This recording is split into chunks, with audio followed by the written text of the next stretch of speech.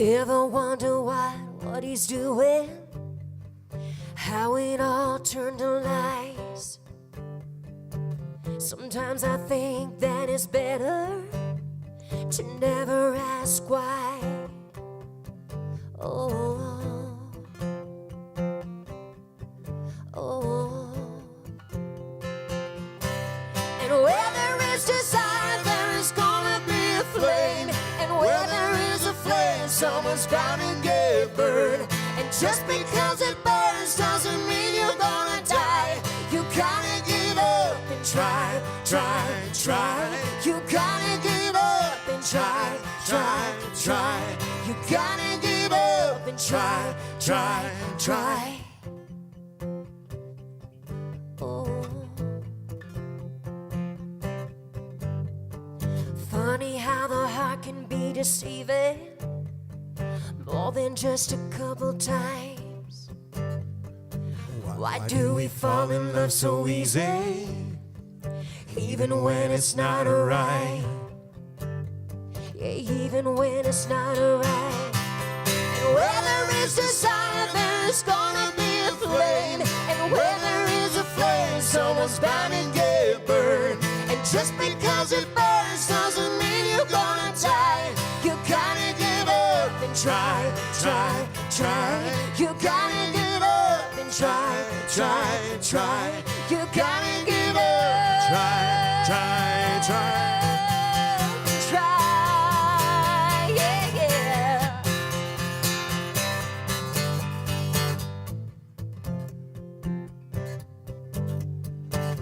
Oh, oh.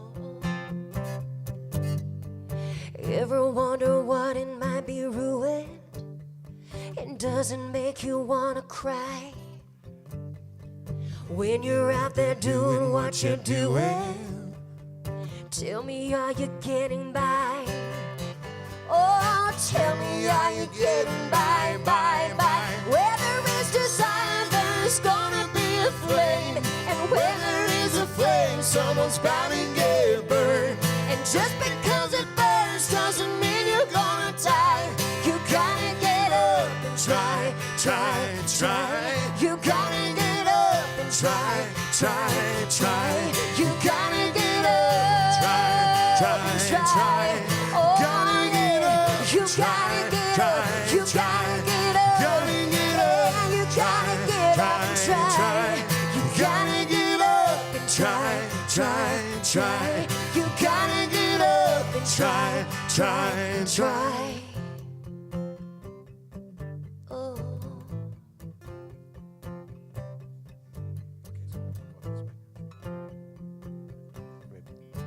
Thank you.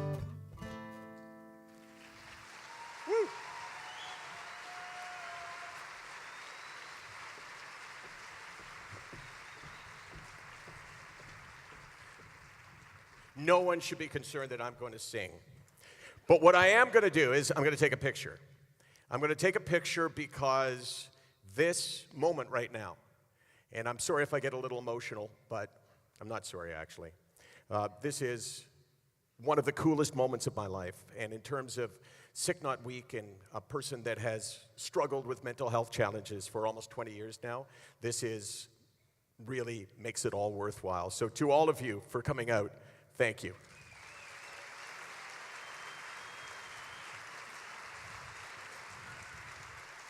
Hey folks, I'm Michael Landsberg, and I suffer from depression, and I suffer from anxiety. And there have been times in my life when I didn't feel like life was really worth it for me. And you know, it has taken me down to the worst places. It has robbed me of 4 years of my life. I calculated it one day. But you know what? I'm not ashamed. I'm not embarrassed. And I sure as hell am not weak. And that one message,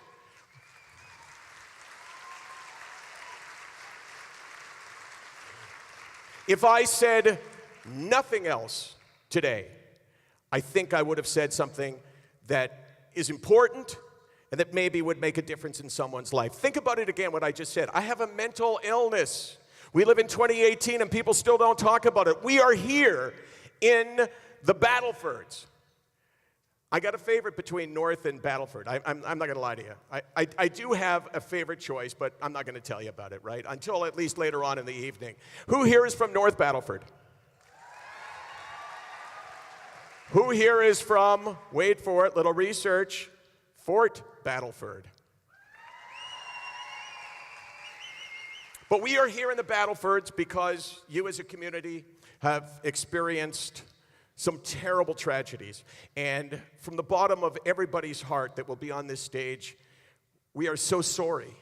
And we just are trying to make a little difference in somebody's life tonight and maybe bring you a little bit of joy tonight. So you're all here. I stood at the door welcoming you because I went, holy smokes, I can't believe people are showing up. So let's do a few things tonight. Let's make it significant. Let's try to understand. Let's try to impart something on you that when you leave, you go, hey, I learned a little bit. And maybe I smiled a little bit in your community that could use that.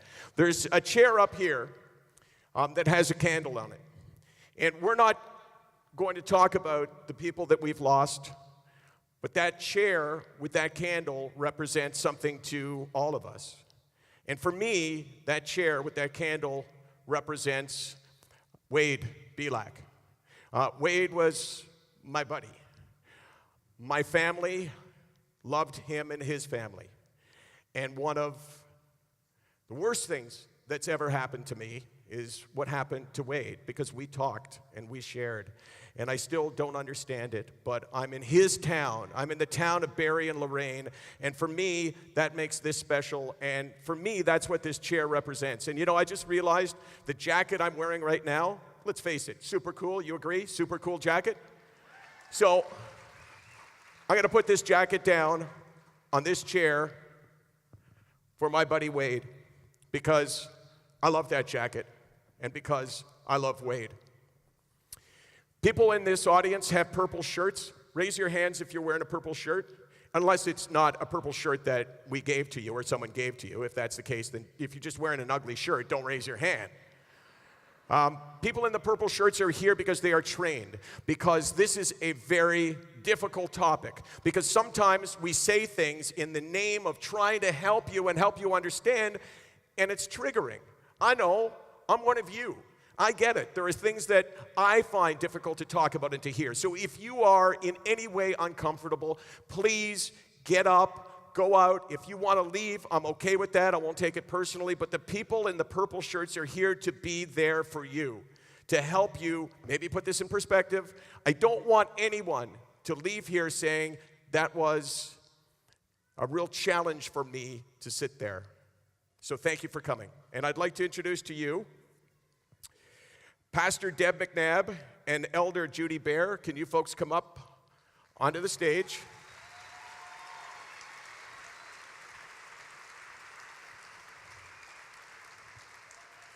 I'm sorry, I got to take another picture. I'm still going, holy smokes, people showed up? How good is this?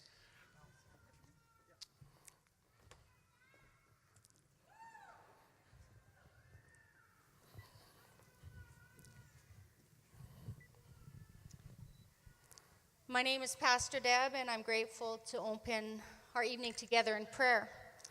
At the close of one of the recent memorial services, one of the high school students handed me this folded piece of paper with these words penned. We cannot pray the Lord's Prayer and even once say I. We cannot pray the Lord's Prayer and even once say my. We cannot pray this simple prayer and not pray for one another. For when we pray for daily bread, this includes our brother. Together we are included in each and every plea, from beginning to end. It doesn't once say me. Will you reach across, I'm not going to say pew, but the rink, and hold each other's hand and join me in a time of prayer? Please do that. Take your neighbor's hand. And please bow your head. Lord, so today as we pray, we hold hands in unity. We ask you to transform us to a we community. Our Father, who art in heaven, hallowed be thy name. Thy kingdom come, thy will be done, on earth as it is in heaven. Give us this day our daily bread, and forgive us our trespasses, as we forgive those who trespass against us. And lead us not into temptation, but deliver us from evil. For thine is the kingdom, the power, and the glory, forever and ever. Amen.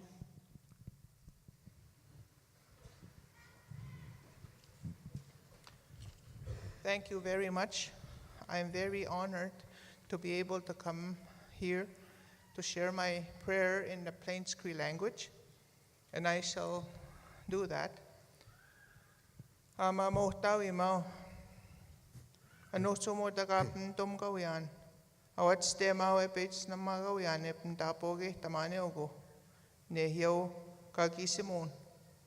Mamo tawi mau kahkyogo takap mapchik. Eko mintus kay minanak. Ekon kenta ento tamaan kapek kanoap mgustik.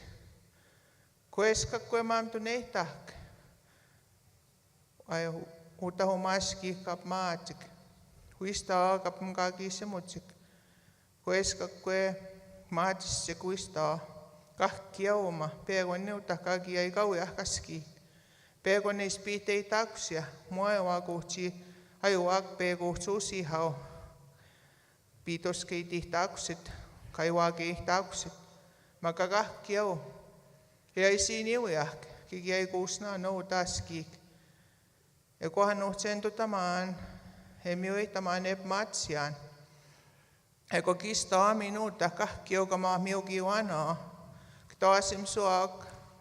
Kapm takuhteet se kekte. Ekunik. Kawap maa kistaa ota kap kahkiuka maa piek. Eksan makpokuka kituan. Maa muhtawi maa wekitutak tapo kehteen. Kuhtawi na wehtakut. Ekwa. Anuhtse ekwa kapm kakisemuane oko. Epn tutamaan. Hai.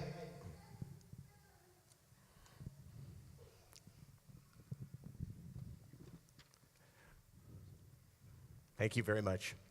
Thank you.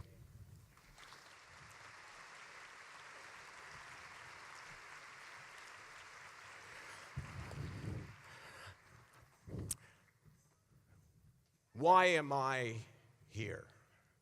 I already told you part of the reason, but why am I even on this stage? How did I even get to talk about this? How is this even part of my life? And part of the answer is in this building. Part of the answer is sitting somewhere close to the front here. Let me tell you, how many of you that are here ever saw the show that I hosted, Off the Record?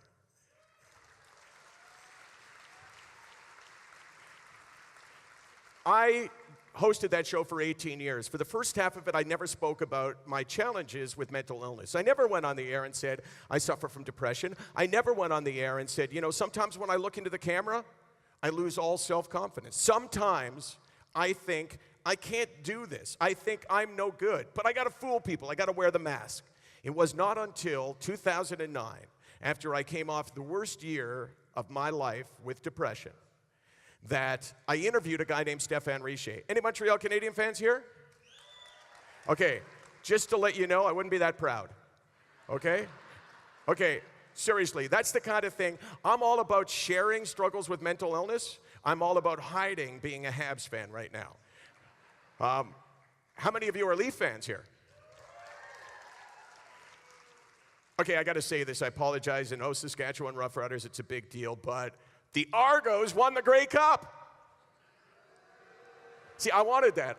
You know, so in 2009, Stéphane Richer, Montreal Canadian, was on the show. And I said to him beforehand, would it be okay if I asked you how you're doing? Because I knew he struggled with depression. And he said, okay. I said, I'm going to tell my story a bit too. So we went on the air. We talked for maybe 1 minute, maybe a minute.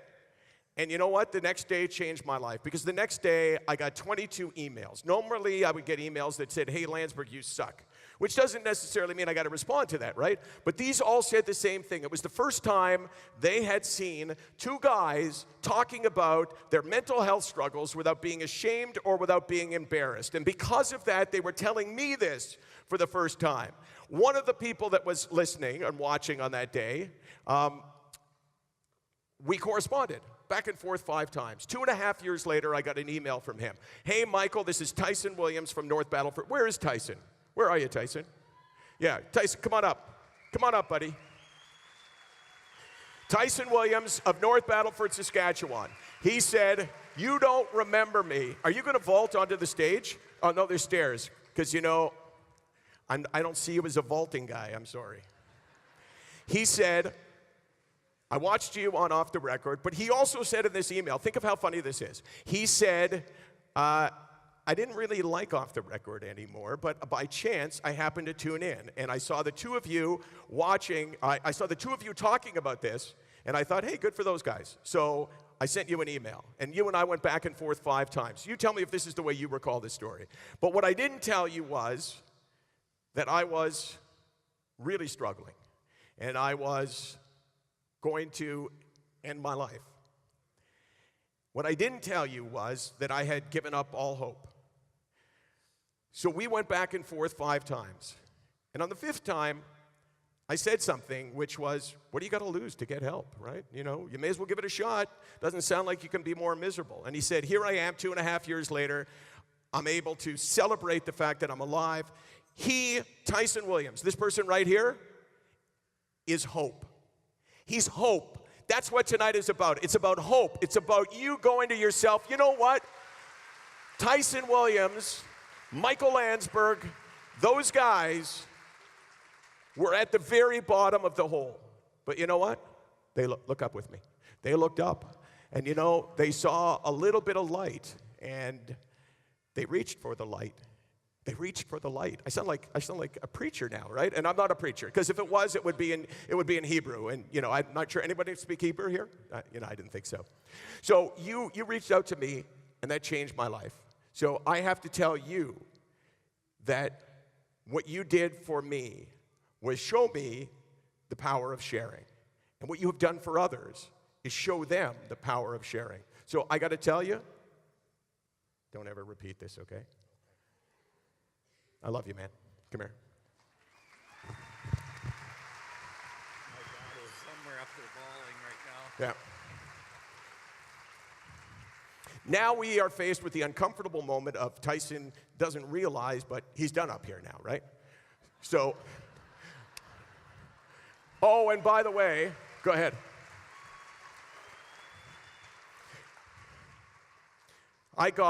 Okay, let's rehearse this, okay? Hey, is there a band coming up beside me? Oh my God, is that One Bad Son? Oh my God, are these guys from Saskatchewan? Oh my God. Tyson Williams, let's rehearse this now. Make the noise, aww, like you just see me with a newborn baby. Let's hear it. 1, 2, 3. Because you're going to do it in a second. You won't be able to help. Because a few years later, I got a message from Tyson Williams that said, Michael, will you be, get ready for it, the best man at my wedding? You know, men really suck at that, by the way. You know, men sound like they're going, aww. Like, hey, doc, how are my tonsils? But you know what? It was one of the best nights of my life. Burgers were overdone. I was the only one wearing a suit, but it was one of the best nights of my life. Thank you all for coming tonight. Part of this is to get you to smile, and what better reason to do so than these guys.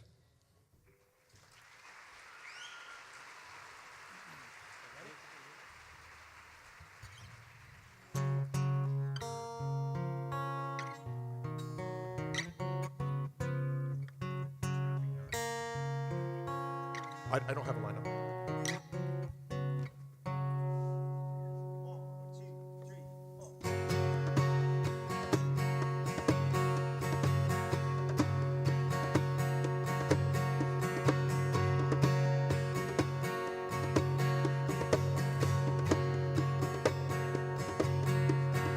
Everybody says I know things that I already know.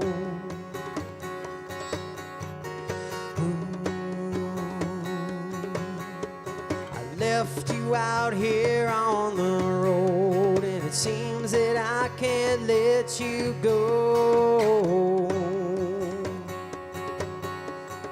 Oh, well, I know long days and longer nights put you back into the spotlight.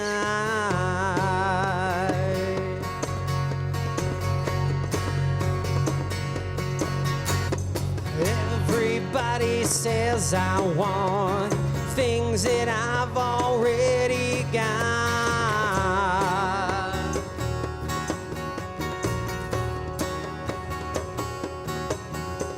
The voices in my head have stopped asking if I've gone too far. Oh, well, I know long days and longer nights will drown with you out in the spotlight.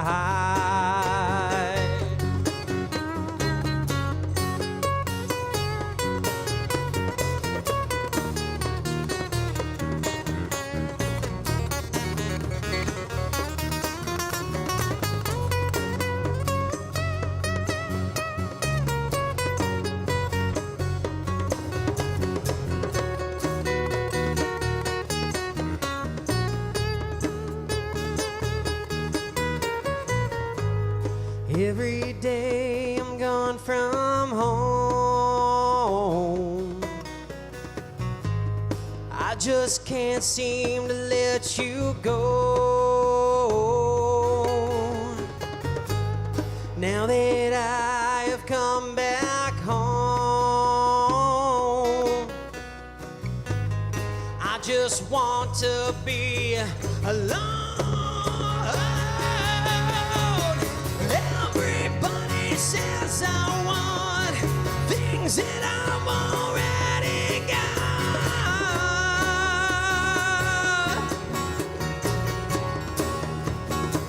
Oh, well, I know long days and longer nights will drown with you out in the spotlight.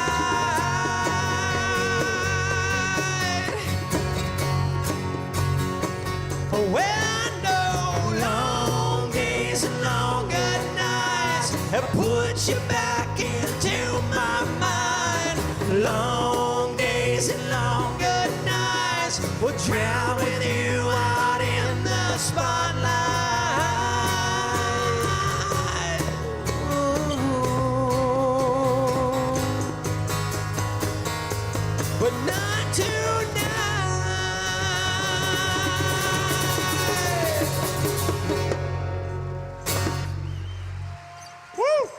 Thank you. Stay where you are, guys. Stay where you are. You didn't want us to just run away? I didn't hear what you just said. It's a little song I wrote a few years ago, and it goes something like this. I'm not doing that. But I am here to introduce to you kind of the starting lineups for today's show. First of all, One Bad Son. You know, we called on these guys, and they were so there. The email that Shane sent me was unbelievable. It just, you know, it almost, if I wasn't on medication, it would have brought tears to my eyes. But unfortunately, I'm on meds for depression, and it means no matter what, tears don't come to my eyes. But thanks for trying. I'd like to introduce to you some others that said yes right away because they wanted to be part of this. You know her. 2010 member, Olympics, Vancouver, women's hockey, Canada versus the United States. What a moment for this country, what a moment for all of us. You can see her on SportsCenter and hosting hockey. We're really proud of her. Welcome, Tessa Bonhomme. Tess? It's the lead singer, Mike, but if you want to go for it, you go for it. Hey, Tess, how are you? I'll take this one. I'm good, thank you. Thank you for coming. Thank you for having me, everyone. Okay. Thank you for coming. Why don't you handle the introduction of these next two? I will. So, basically, you know when you're playing hockey or football or whatever it may be, and the announcer gets to introduce the people that are coming up, and they get that growl, and it's so cool. It's something that I've always wanted to do, and Michael, you're finally granting me this opportunity. I have. So on this first one, I'm going to need a lot of energy from everybody because our first guest, our guest of honor, born and raised in Regina, Saskatchewan. All right. recently retired, played for the Saskatchewan Roughriders. Not one, but two-time Grey Cup champion. Let him feel your love. Chris Getzlaff, everyone. Woo!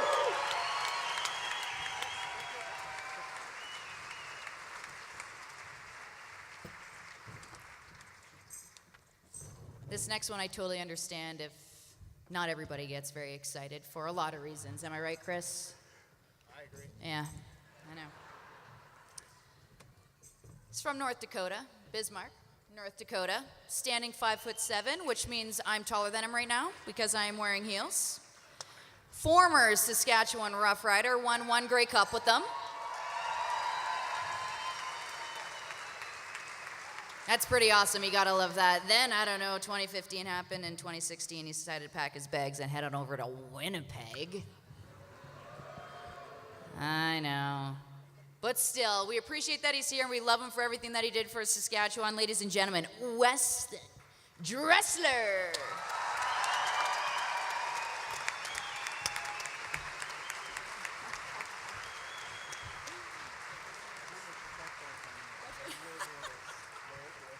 See, I would have introduced him in a different way. I would have said, Weston Dressler, all-time Saskatchewan Roughrider, great. He retired 2 years ago. He disappeared from the face of the earth. He doesn't exist, but he does exist. And if you had to go anywhere, it's a great story that you went to Winnipeg. And, you know, these people love you like you never left. So thank you to the two of you guys for coming here and wanting to be a part of this evening. All right, you guys have a seat. Let's listen to some music. One Bad Son. How many of you had seen or heard One Bad Son play before? I reached out to Shane Volk. Where are you, Shane?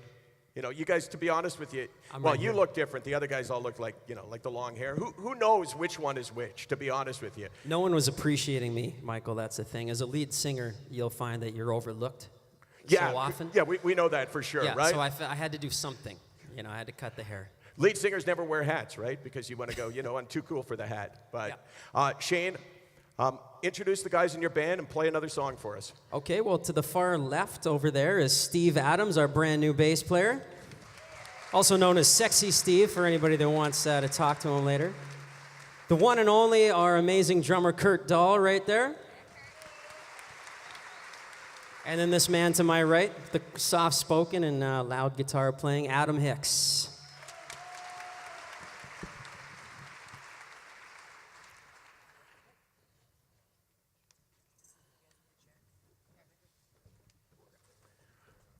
I like this off-the-cuff stuff because, you know, it's unorganized, and that's kind of how it's supposed to be, right, Hicks? We play rock and roll for a living. We're going to do one that maybe some of you guys know. This is one of our favorite songs. And if you're from Sask, I think you might appreciate this one, so. People should sing along, right? Landsberg, people should always sing along, right? I'm good with that. Awesome, buddy. You know what? I'm going to turn off my mic before I sing along because nobody wants that. All right, we're going to do, this is a tragically hip song about, yeah. You guys might know it. Please sing it with us. This is called We Kings.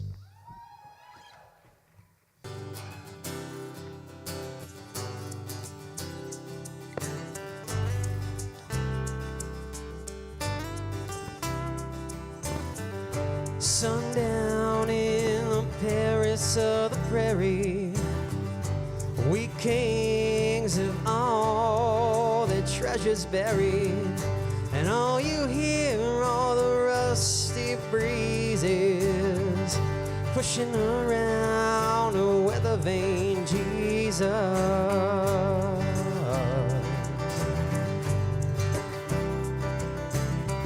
In a Zippo lighter, he sees the killer's face. Or maybe it's someone standing in a killer's place. 20 years for nothing, well, that's nothing new. Besides, No one's interested in something you didn't do. We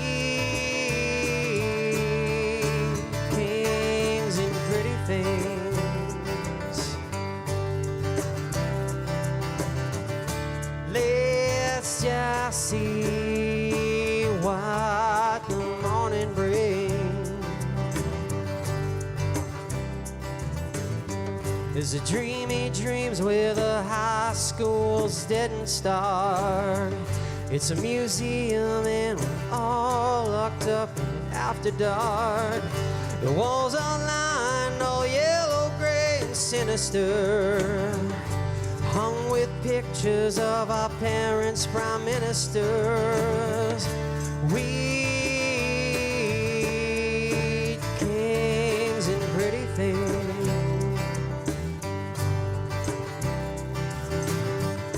Wait and see what tomorrow brings. Late-breaking story on the CBC. A nation whispered, always knew he'd go free. And you can't be fond of living in the past. 'Cause if you are, then there's no way that you're gonna last. We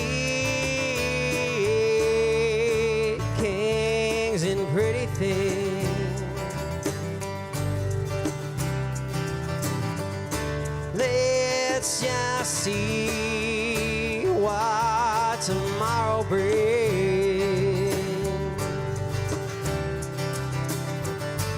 We in pretty things. That's what tomorrow brings.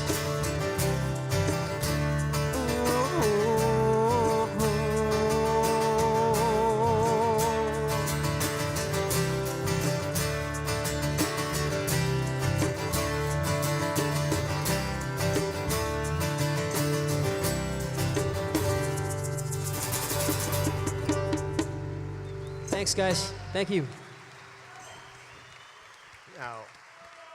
Now that was really cool. Weston, what do you think? That's all you got? It's good? First of all, you're going to hold your mic up. Second of all, that was better than good. These guys are amazing, and that's a song that has emotion for all of us, whether you're from North Dakota or you're from Saskatoon or you're from Regina or you're from the great city of Bismarck. I was going with Toronto. Actually, I was thinking about myself, but that's okay. Toronto. Okay. That was great, guys. Thank you so much. And these guys will be back, of course. And we'll talk to these folks in a second. But as you know, I mean, tonight is to try to bring a little joy, but also to give you a message that you can take with you. And I just want to let you know that I have these black stripes that I put on my arm. They are not marks. I've not cut myself. I don't want you to know. I want you to know that it's nothing like that. This here, 2 days, this month, I have struggled really badly. And every time I do, I put a mark on my arm. Because I'm here to tell you that what tonight is about is not the 2 marks on my arm, but the 13 marks that are not on my arm for the month of March. That is hope. That is why we're here. That is the message that we want to leave you. It's not about this, it's about this. But this would not have happened if not for the woman that I'm going to call up. She has a deep attachment to this community. Please welcome Emily Gill.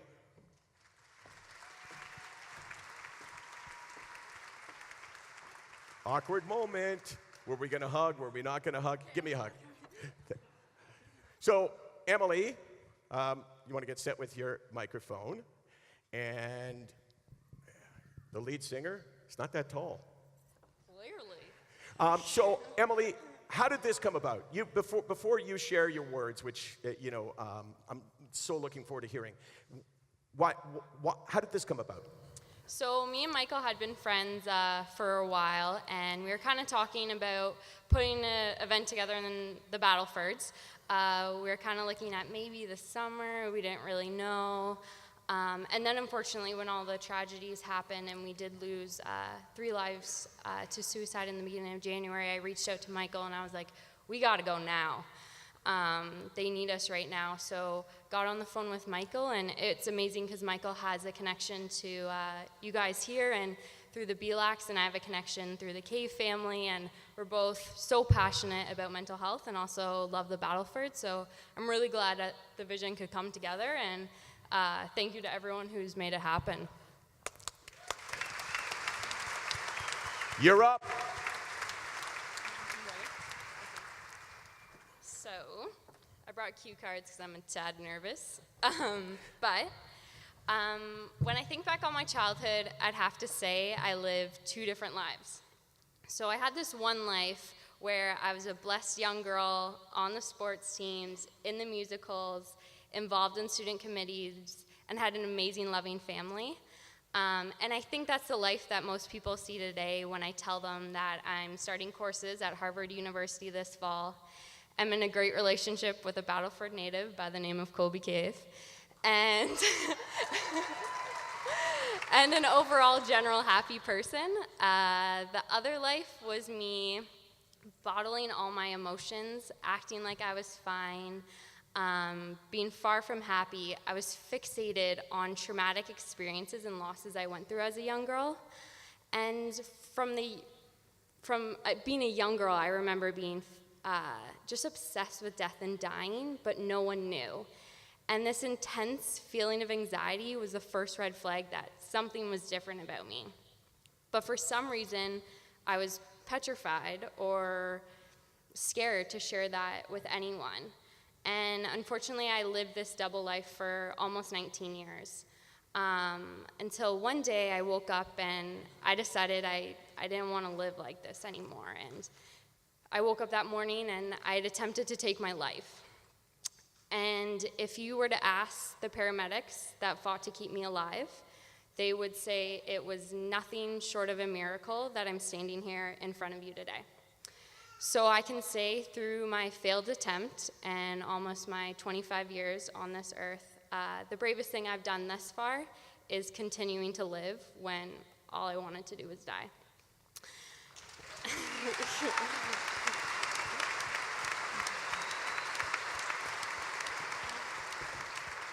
So for a long time, I didn't want to talk about this. However, after years of treatment, lots of healing and support, I couldn't sit back and do nothing because in surviving, I found my voice and I wanted to reach out to others who were struggling. So I found my purpose, my focus, and my passion, which eventually led me to founding my own organization called You Are More. And You Are More's mission statement is to inspire individuals to see beyond their obstacles. And every morning I have this motto to wake up and make everybody feel like a somebody. And that's the motto that has gotten me on this stage today, and that's the motto that makes me proud to say that I'm a suicide survivor and daily mental health fighter.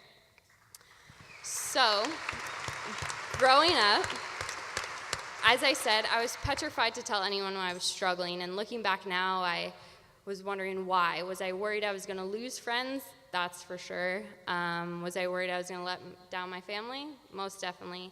And was I worried about receiving comments like attention seeker or crazy? And unfortunately, that's because of the stigma. And the stigma is a massive problem in today's society, within schools, on social media, Snapchat, Instagram, it's everywhere. And that stigma almost took my life.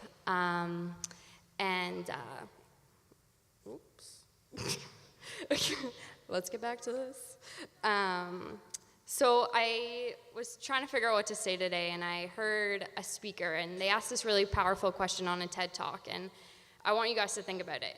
So, would you rather make a Facebook status about having a physical illness or having a mental illness?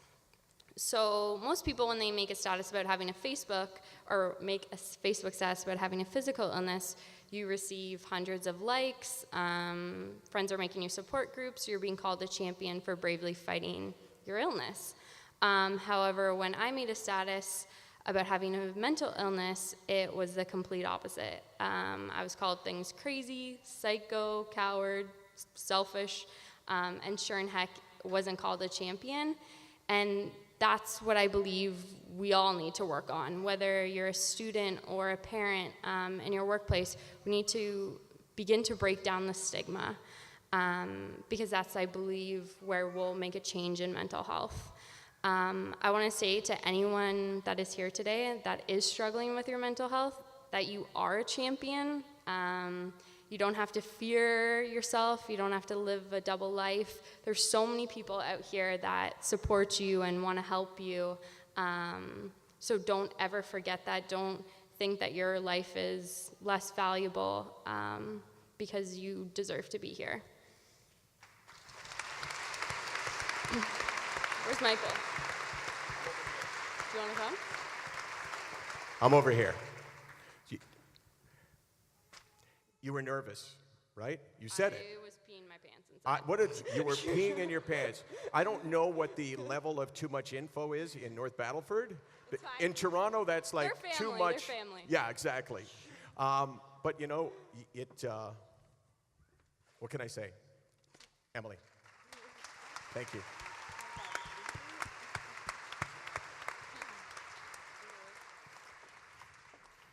Okay, so we have other guests on this stage, and I introduced to you before Tessa Bonhomme and Chris Getzlaff and Weston Dressler over here. Tess, why don't we interview these guys together? How about doing that? Yeah, you're going to need a microphone. Rookie mistake, don't have a microphone. Now you took his. He's got to talk. We'll pass. We'll play catch. Okay. So, I guess I'll start with, look at you. You got your own mic. You're lucky I was over there. just going to tell Getz to make sure not to drop that microphone. Yeah. Whoa. Let the fun begin.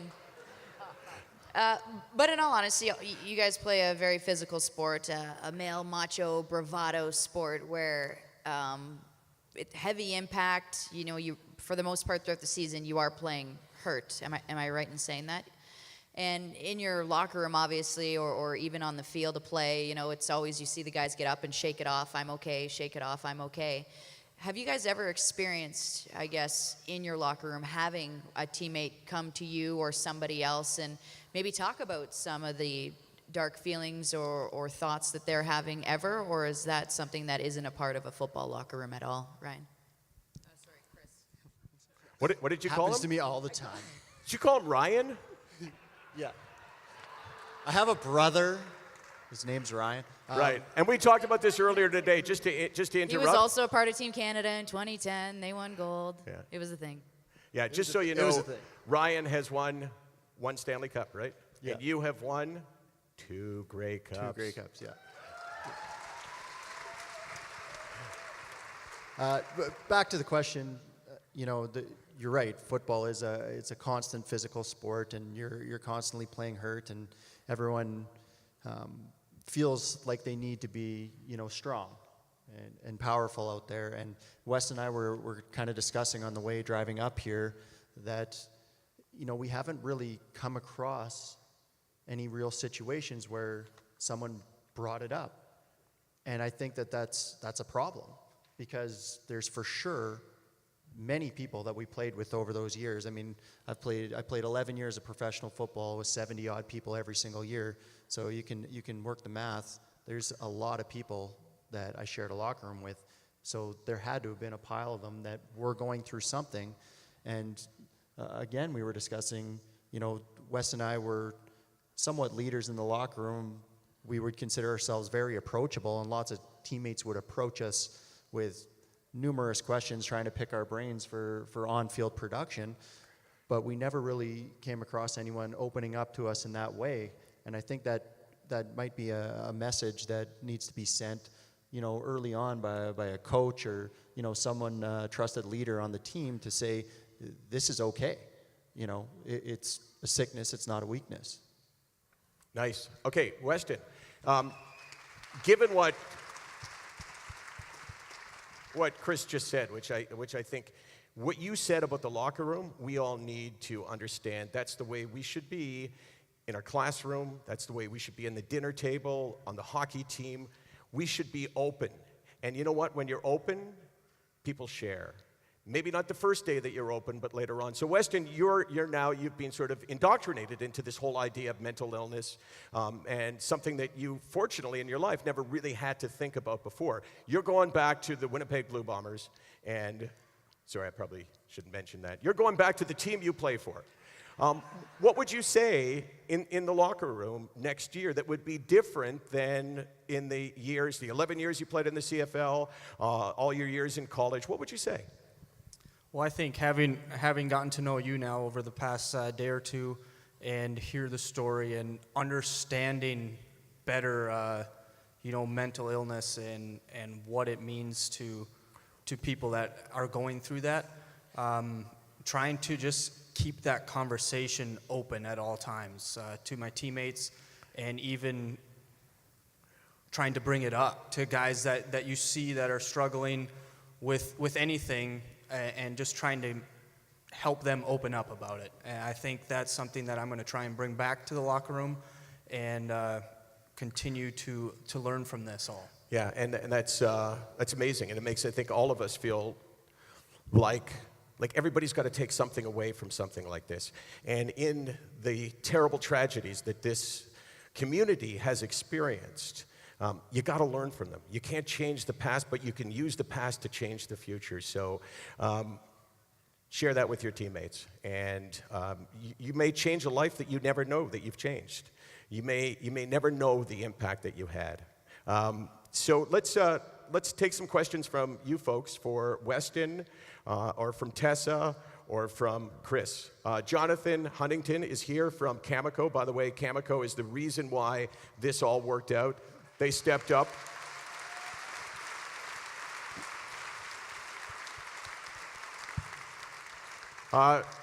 Anyone have a question that they want to ask? We're going to take them from the floor now. Or at least we're going to offer to take them from the floor. And if not, I got lots of questions. So if you have a question or a comment that you'd like to make, please, now is the chance to do it. And don't be nervous about, grabbing the microphone, because we're all, at least for tonight, we're all family. We all share something in common. We all want to learn from the experiences that we've had. Hey. Hi. I just a question for Tessa. I have a daughter playing in the NCAA, and had a chance to play Team Canada U18, but suffers from a mental illness and anxiety. And I'm just wondering, how many women you have come across in hockey throughout your time that have come to you and spoke to you, or you've kind of noticed that there's some problems or some issues. First of all, congratulations to your daughter on being so successful. That's awesome to hear. We talked about this earlier actually today, and I had said initially when I went away and played in the NCAA as well, nothing was really ever talked about, and it wasn't until Bell Let's Talk Day really kicked off, and Michael shared his story, and the conversation just started. And I remember once that all happened, I opened up about my story and how my life had been affected by mental illness. And you just started seeing some of our teammates come out of the woodwork. And there are a couple that played on the Olympic team this year who are open about struggling with mental illness and anxiety and things like that. And luckily for your daughter, who is in the Canadian national program, they always have a mental coach on hand. There's always at least one person available for you to reach out and talk to. And I always found that very comforting. It's someone completely separate from the team. They have no impact on who makes the team and who doesn't make the team. It's just a sounding board, someone that's there where you can unload. Because obviously, whether you struggle with mental illness or not, that's a heavy load to carry. Trying out for a national team, something that I'm sure your daughter has grown up dreaming about, and right now she's on step one, playing or trying out for that under-18 team. I find our locker room dynamic really changed when that conversation happened, and it really felt more like a team. Before we were, teammates. We were we weren't best friends, but we were best teammates, and we really found a way to make it a family and a way to, you know, on the ice, if there's a breakdown in the D zone, you know, Chris is going to have my back if I mess up. Well, same way off the ice, you know, if you come to the rink and you're like, man, today is not a good day, it's like, don't worry, I got your back. Like, let's go sit down and talk somewhere. And it really felt like we grew as a team a lot more. So to your daughter, I would say don't shy away from that, and to utilize the tools and the people that Hockey Canada have in place, as well as in NCAA. I'm not sure what school she goes to, but I know when I went to Ohio State, there was always a phone list up on our pin board that let us know where we could all get help if need be. And that's actually on our program tonight as well. There's phone numbers. And remember what I said before. People in the purple jerseys are here to help you. They understand how complicated this can be. They understand. They want to listen. So if you just feel at all uneasy, please let us know. Because tonight is the last thing we want to do is to make you feel uneasy. Go ahead. Hi, my name is Nicole.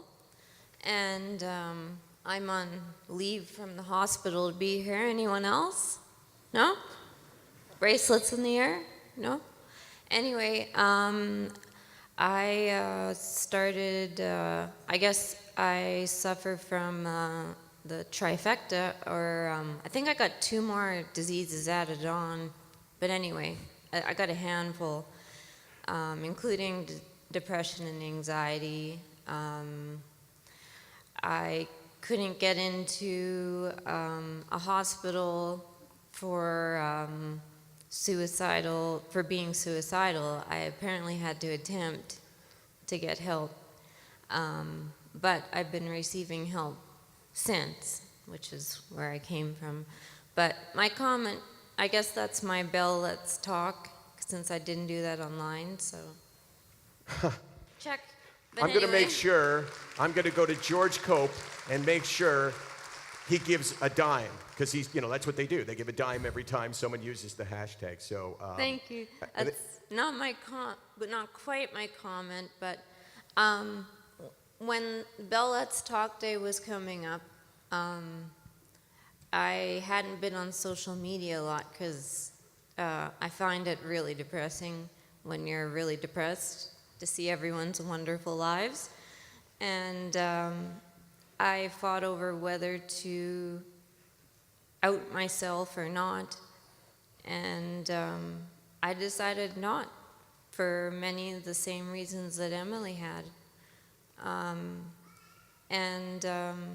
maybe will think differently next year, but I was thinking at the time that it should be called maybe Bell Let's Listen Day. Love that. Or Bell Let's Ask Questions Day. But can I ask you? Yeah.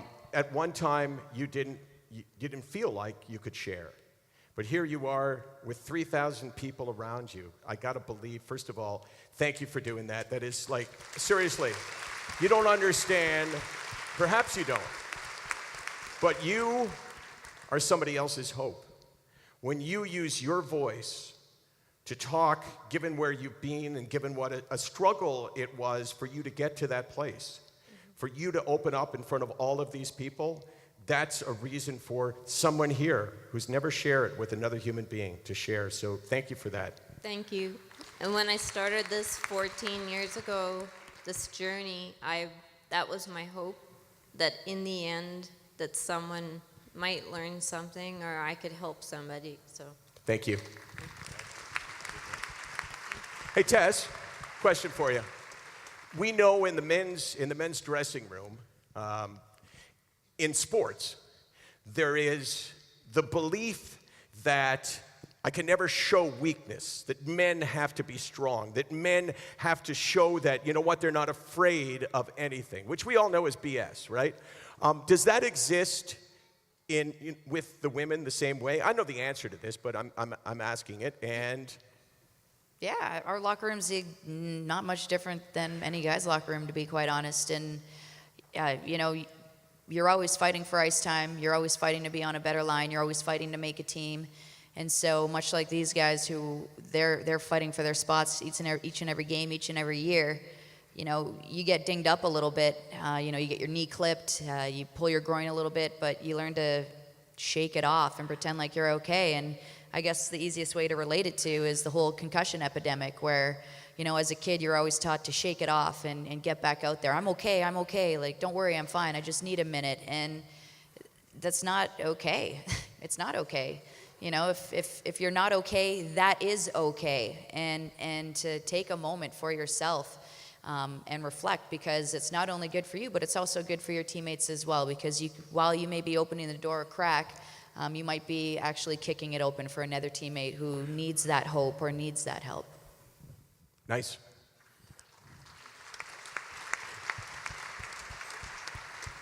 Chris, you obviously retired. Any second thoughts? No second thoughts about retirement. So could we talk you out of it now, like me and this crowd here, 3,000 people who didn't want to see you retire? Could we do that? Well, if you and these 3,000 people can get me a starting job as a receiver, you know, that'd be a conversation to have. Yeah. I don't have that kind of authority, but you know, I was going to say what that kid just said. Yeah. Seriously, I was thinking exactly the same thing. You know, you got to share this with your brother, because I mean, we've all learned something. And as Weston said, he's going to go back. You don't have a team to go back to in the same way. But you know, the Anaheim Ducks, the team that he plays for, this is the same kind of problem. This is a game of tag, you're it. I'm tagging you right now, and I'm telling you, now that you've kind of seen this horrible stigma that exists, you got to do something with it. Absolutely. I mean, I feel like the whole time that I've been here, I've been learning more and more, and passing that on to him, who is obviously a leader in his locker room. I think who has a voice and who's you know, talks all the time within that locker room. I think that he can have a very positive. Who talks all the time? My brother. Oh, okay. I actually had forgotten you had one. So. Just another question we had from the audience was, who's a better downfield blocker, you or him? Oh, definitely him. Really? No. He'll set up the play all day. Thanks, guys. Tess, I want you to come up for a second, and I want you to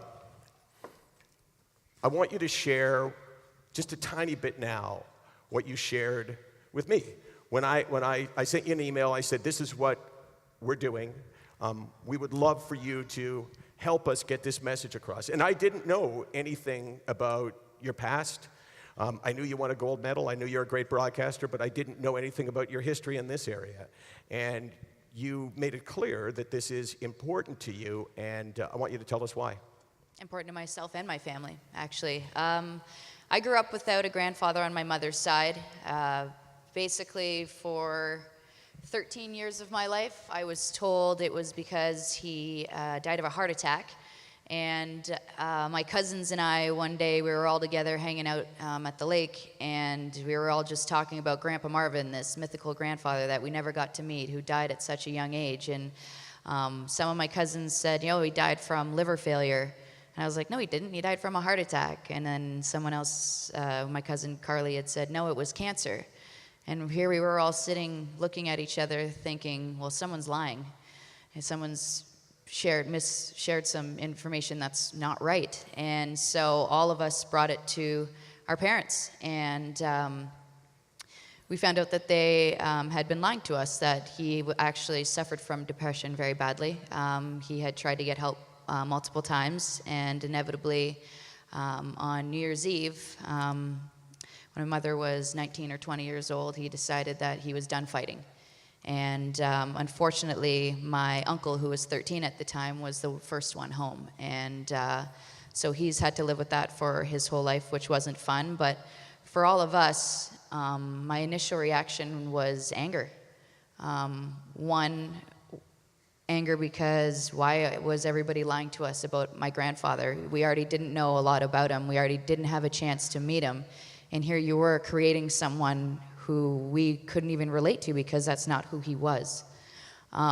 Mad, secondly, because I didn't understand the disease, and I felt like he had abandoned my mother. and my family. And it wasn't until all of us starting to get more upset that we started talking about this a lot more.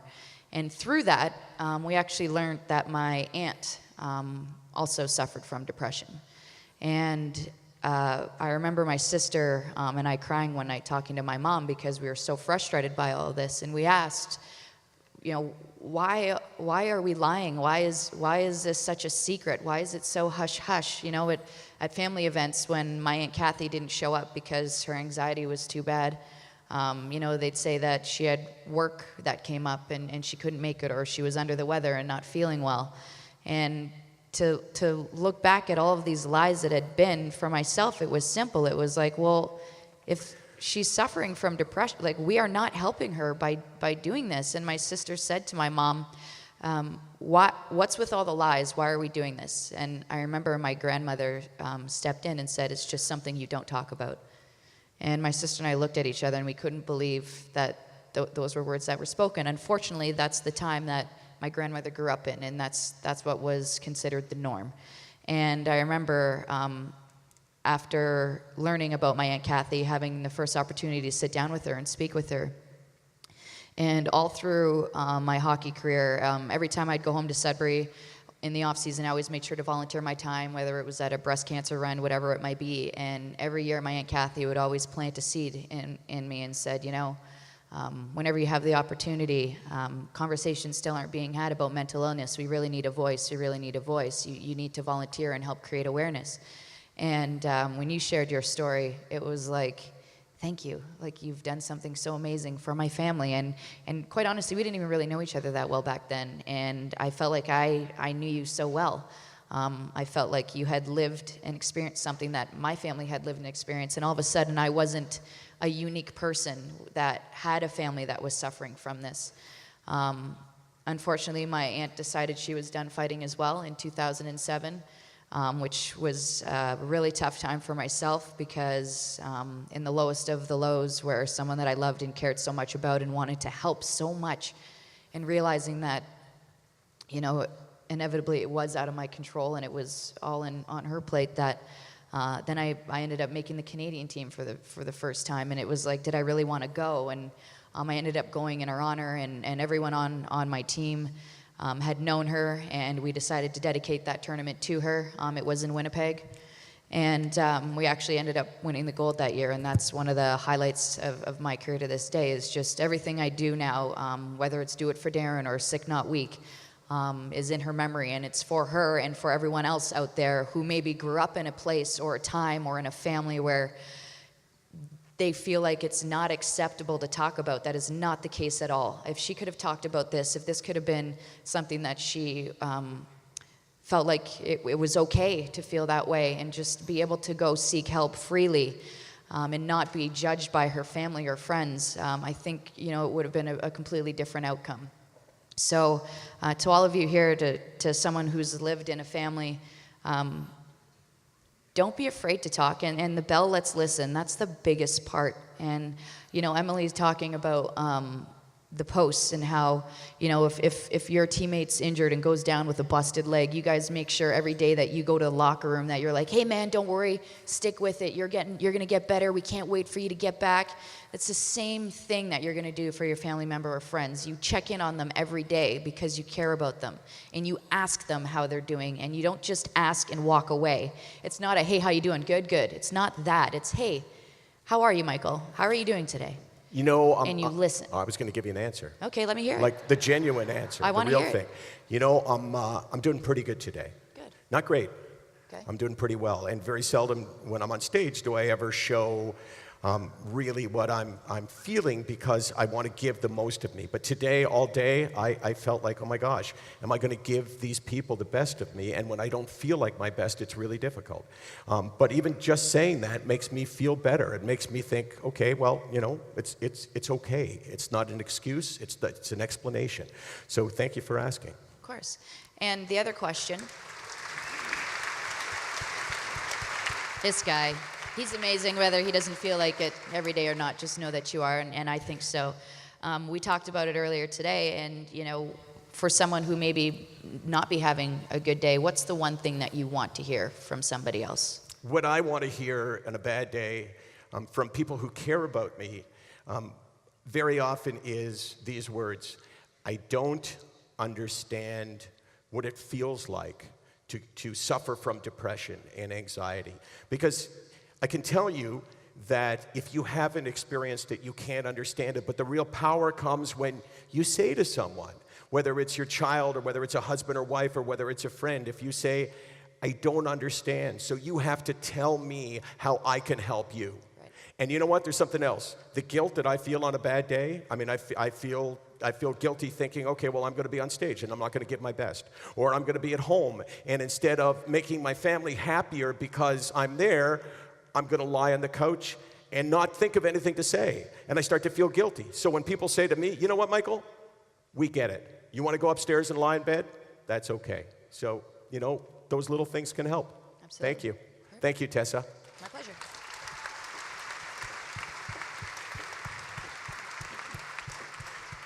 You heard earlier, by the way, if this is all about sharing, for me, there's times when at family functions, I have excused myself and gone and stood in the washroom. Just stood there because I thought, I got to get away. I got to get away from this. I don't know. Every place I am, I want to be someplace else. And that is a place that you can escape to.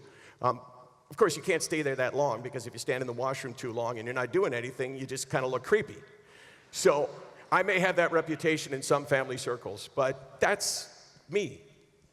And you know, I'm not ashamed and I'm not embarrassed. And like I said, I'm not weak. You heard the start of this show opened with a beautiful performance by Chris Henderson and awesome Beverly Mahood. Not that Chris Henderson isn't awesome. He is. And I'd like to call on them. And Beverly is going to share a little bit of her story and why, when I messaged her, by the way, back in the day on Off the Record, she was our go-to guest. I don't think she knew anything about sports, but when people told her in advance, she could scrap like no one else. Please welcome Beverly Mahood and Chris Henderson.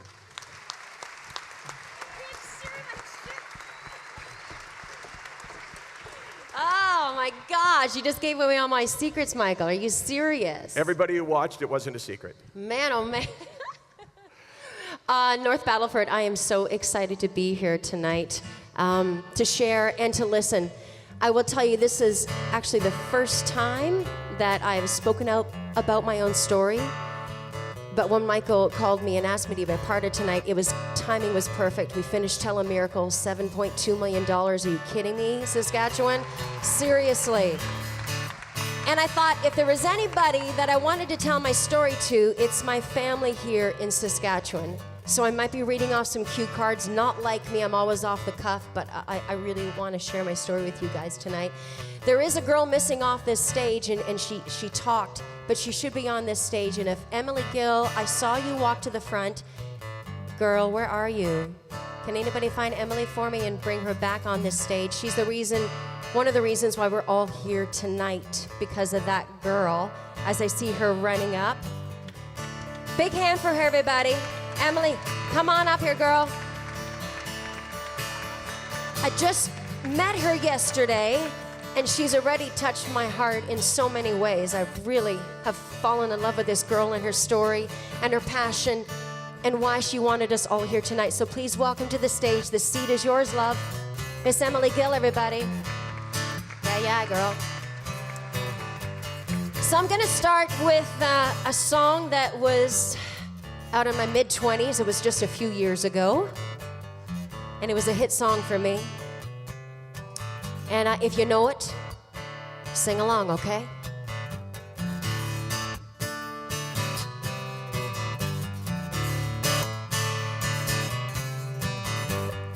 Here we go. Ooh, oh, hi. Well, I know this guy. We have a real good time. I let him get a little close. But do I like him? Yes. Do I love him? No. we don't fight. And all my friends say we look good together. But try as I might, I just don't see me with him forever. I don't want him that I can live with. I want a love that leaves no room for doubt.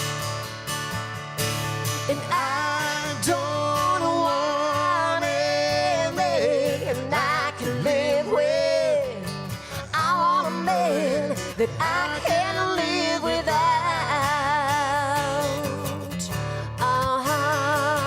Yeah.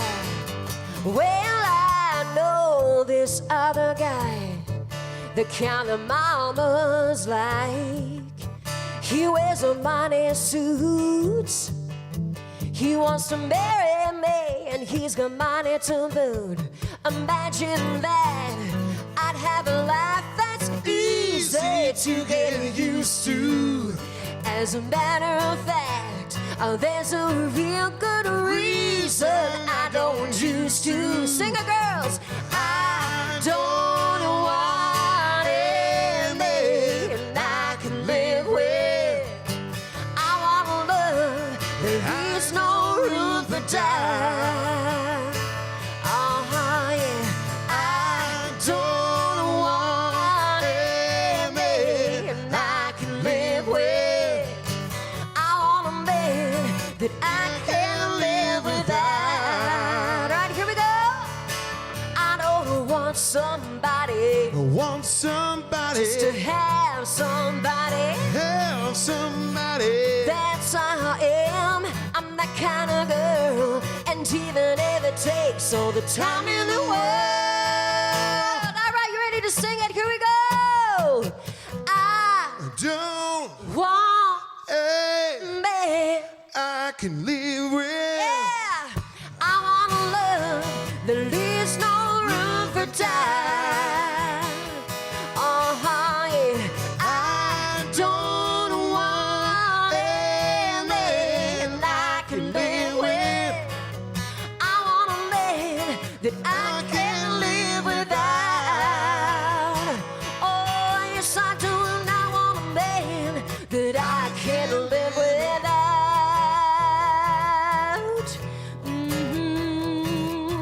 Yeah, 'cause I want a man. Oh, yes, I do, now I do now. 'Cause I want a man, I said I want a man, yeah.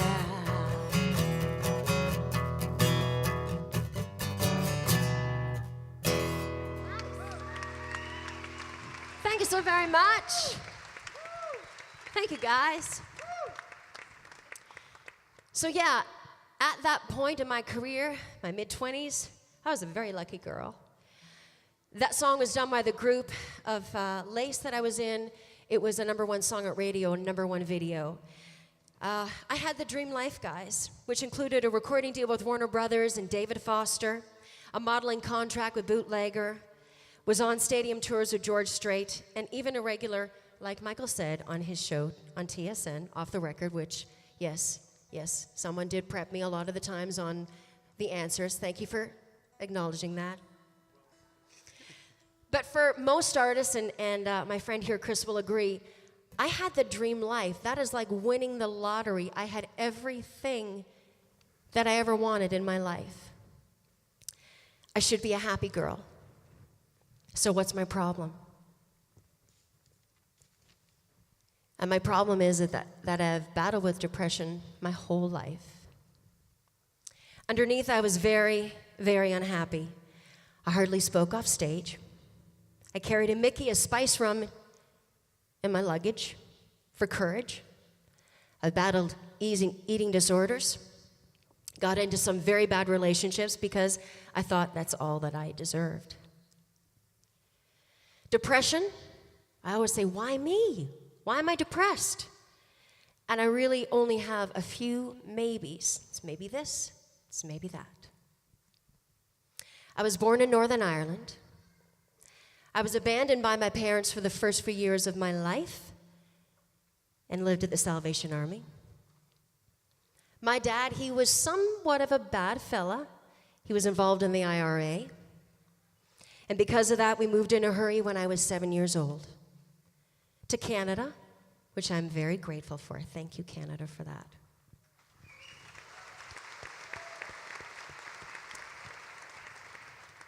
We moved 18 more times over the next 10 years, and sometimes in the middle of the night. I didn't really have any friends. How can you make friends when you're going to new schools every 6 months? It was quite the opposite for me. I was bullied. I was always a new kid there with this funny little fake, but it was the real Irish accent. Weird hair and freckles. I never felt loved, just abandoned. When I reached the age of 10, or what my parents thought at that time was the start of my earning years, get out there, Beverly, you gotta raise money for your family. You gotta provide for your family, you gotta do this. I was just 10. And at that time, I was dropped off at a recording studio every night to start my singing career. What happened instead was 2 years of sexual abuse. So maybe something in my life contributed to my struggles with depression, or maybe this was just genetics. Both of my parents suffer from mental illness. For me, maybe one of the lowest points, and it should have been one of the highest points, when that song I Want a Man came out and it was a hit, I should be, like I said, the happiest girl in the world. But it was my lowest point because my long-term boyfriend, I had just ended the relationship at that time with. I moved away to Nashville in LA. He wanted to get married. And honestly, he was the perfect guy. I loved him. He was my first love. Should have been everything that I wanted, but I didn't want to get married to him. I had other things in my life I wanted to do. But he was perfect. His family was perfect. I envied them. I loved his sister, loved both of his parents. He took his life shortly after that. And I think to myself, why didn't I see that? Like, damn, what was I think? Like, why didn't I see that? Was I so selfish and into myself? And why I didn't see it was because I was struggling with my own issues. That I didn't recognize someone else that might have been struggling. The closest person ever to me. My manager always says to me, Beverly, why don't you ever write a love song or a fun song? Write something fun. And I say to him, well, it's because I'm not effing happy. How about that reason? Good enough reason, right? I will tell you, though, that music is therapy. I love writing songs. Sometimes a 3-minute song can do more good and healing than a 400-page self-help book. This song talks about standing up for yourself and reaching out to get that help. And like I did, when you do, someone will be there reaching back to help you. Believe me when I say that. It took me all the courage in the world to do that, and when I did, there were people there for me. Let them see you struggle. The tears we cry, they are the symptoms that we have. But let the world see your tears. It's okay. It really is okay. The thought about this song is, and the idea is that this song saved me. I finally let people in, and this song is called Free.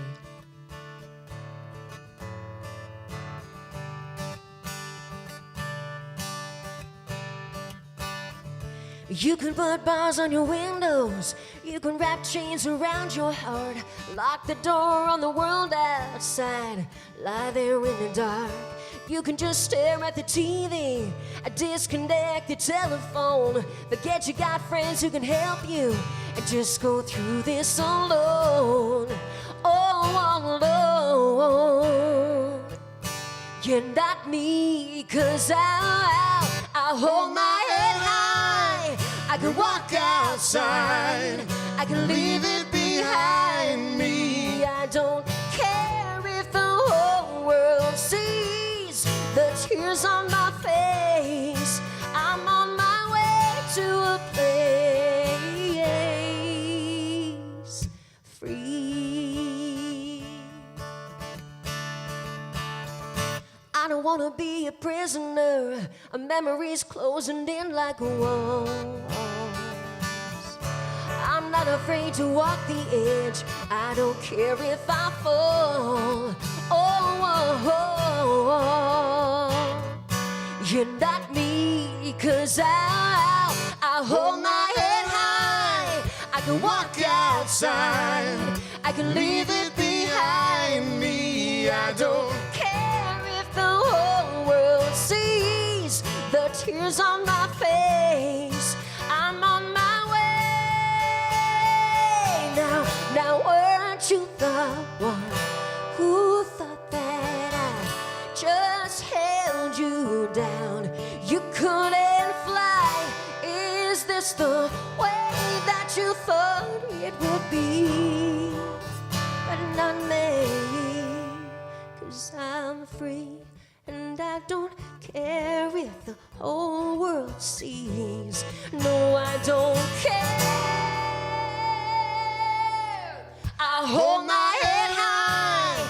I can walk outside. I can leave it behind me. I don't care if the whole world sees the tears on my face. I'm on my way. Yes, I'm on my way to a place that you've never been, and that's free.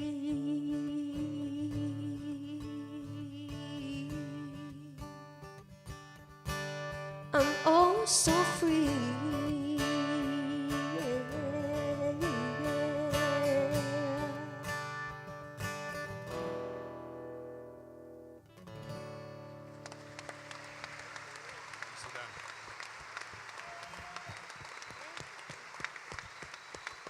Thank you so much, you guys. Aw, thanks, girls over there.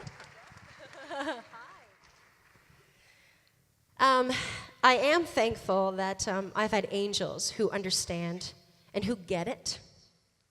I've gone through programs over the years, but maybe the most profound thing for me is the therapy I get from helping others. For others that don't have a stage and don't have a voice. That honestly is the biggest therapy for me, and it makes me very happy. My best advice to any of you out there is surround yourself with good community. And I do feel it here tonight. There is a beautiful, beautiful energy here in this building. It's amazing. You might see from my story that I don't really have a strengthened family. I've developed family through great friends and community, and in fact, Saskatchewan. You have always been there for me through my association with the Telemiracle in my 21 years here, the best damn 21 years I've ever had.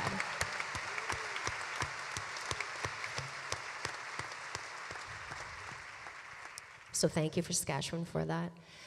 Finally, I do want to talk about one of my angels, and he probably doesn't even know this, is Michael Landsberg. He has always been there for me, and he was always that guy, yeah, no kidding, yeah. He's always been that guy that is like confident, too bright, even maybe for his own good. True, very true. He's always supported me, and he was always that guy that made me laugh. He had the perfect hair and the perfect teeth, always looked great in a turtleneck. My dad's an orthodontist, just so you know. So That's why. I had advantages. That's why. Great in a turtleneck. I can't wear turtlenecks and a V-neck. So well, what do you say to that? But Michael, you've always made me laugh. And Michael, when you opened up about your world of depression, it really did empower me. And I think it's empowered each and every one here tonight. So you know, thank you.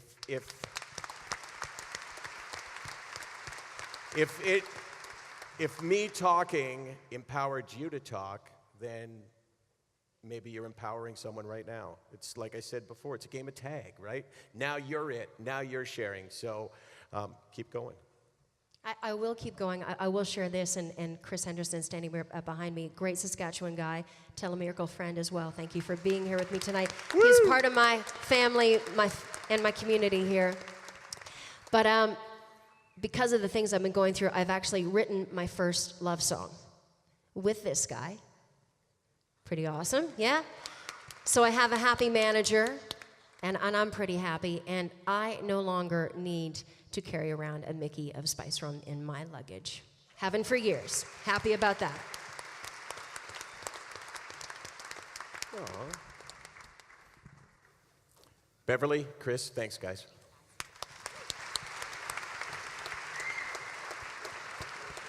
Wow. I can't tell you.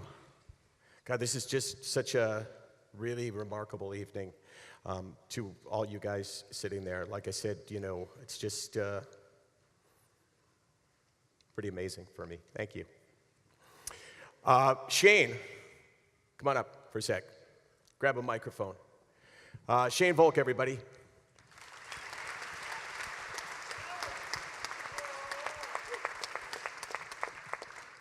So when you said, we want to come, we want to do this, I could tell that there was something personal about it. Why did you want to be on this stage, given the subject matter? I know you love these folks, and I know you love to play, but it's more than that.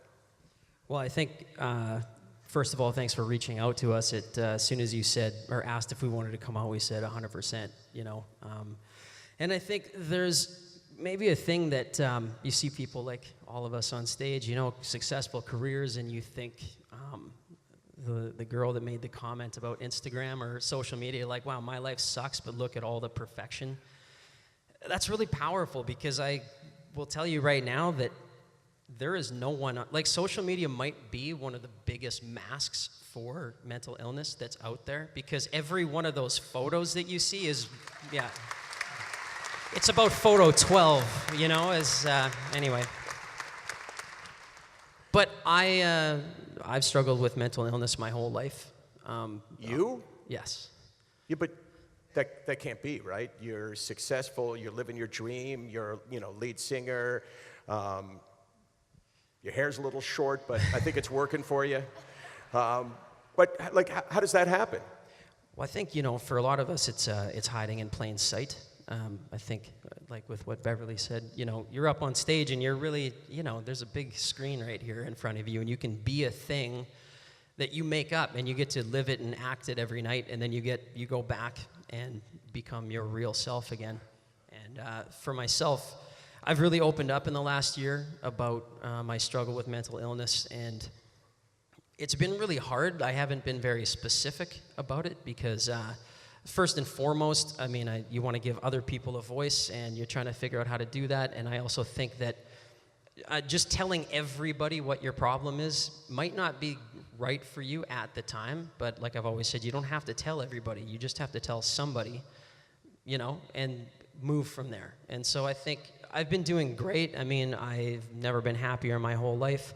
But, when I was a kid, I knew something was off. There was always something that kind of was building as I got older. And long story short, because as everybody else, it's a very long story when you start digging into your own personal history. But when I was about 25, everything became just too much. And I was sitting by myself, and I was extremely depressed. And I basically, that was my day. I was the end. That was my last day. And I knew I had one of two choices, which was that, or, see what, can I get through it? And I phoned my mother, who's sitting down there, and she saved my life.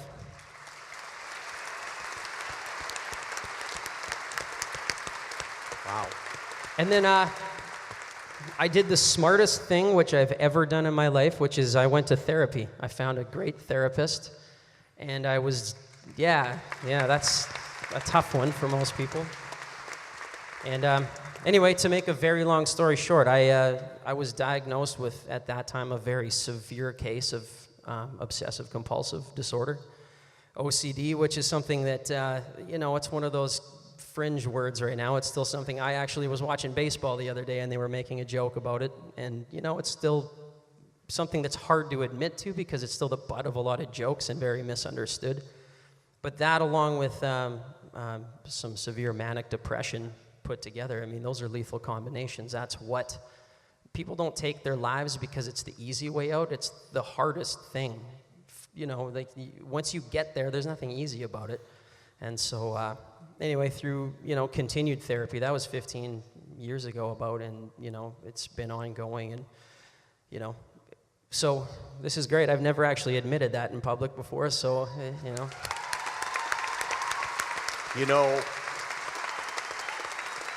Wow.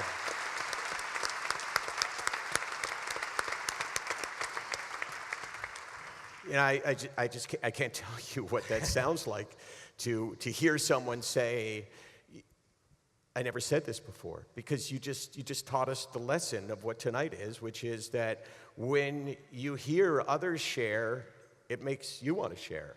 So, and your message to somebody else is, hey, I can do it too. So, wow. Thanks for the opportunity, man. And honestly, it's if everybody has something. One last thing I'll say, because we were going to talk about my personal hero and a lot of people here, Chris Cornell, who took his own life right around this time last year. But I just want to say that when you think of what normal is, it's not that you're screwed up and then the normal people are all up here and you wish you could get normal. It's the fact that we have to rethink what normal is, because we're all, we're defective. We're human beings. We have struggles. We have issues. When you wake up and say, I don't feel great, I feel depressed, I feel like that is normal. That is the moment you realize you're like everybody else. It's just the matter of as society opens up and realizes that that is what normal is, and normal is not this crazy, happy, Instagram version of the real world. I think that's going to help change a lot of things when we realize that damaged is normal.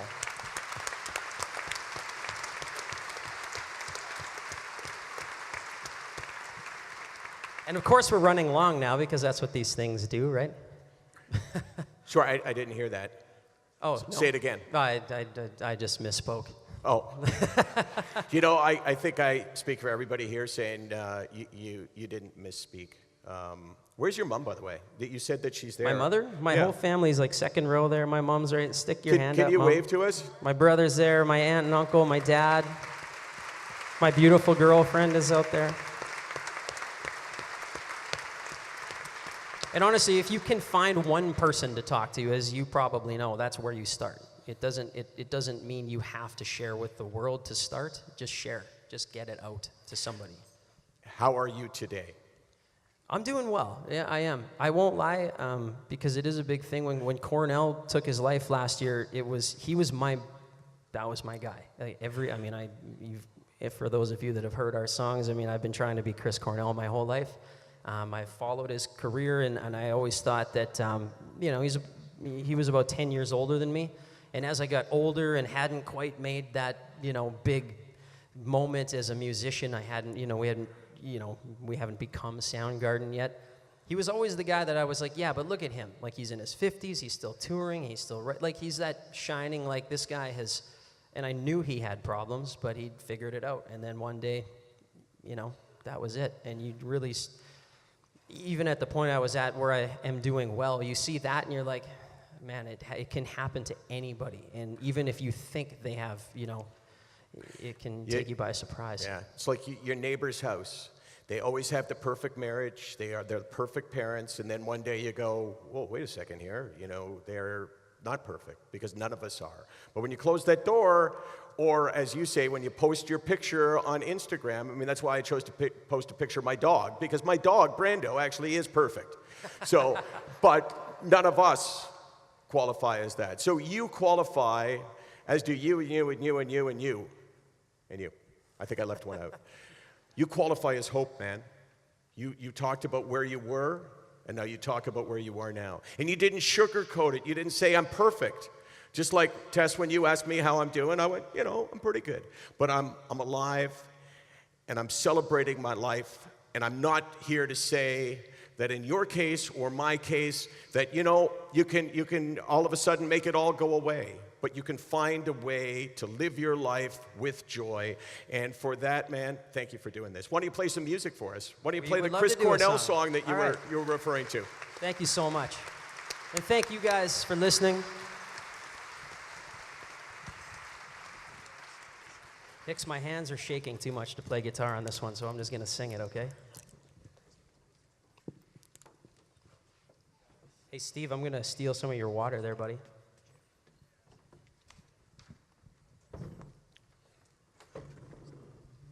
We put a new record out this year. I don't know if anybody has heard our record Made in the Name of Rock and Roll.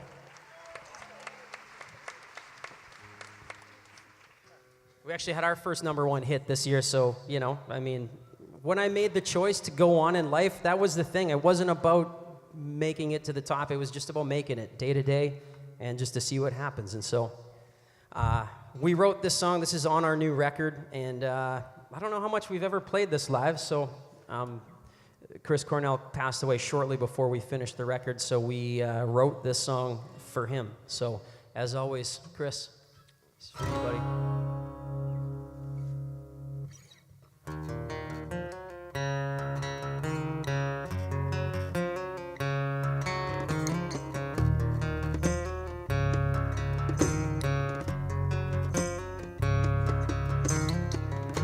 I lay down my arms, you lay down your burdens.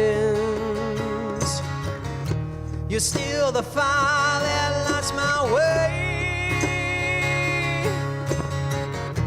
standing naked in the setting sun. You split the sky, I saw myself. You sacrificed, I saw myself.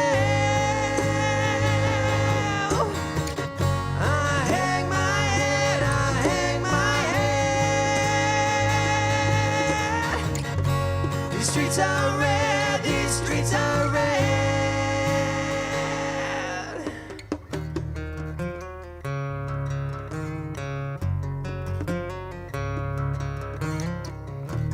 There's no more worry.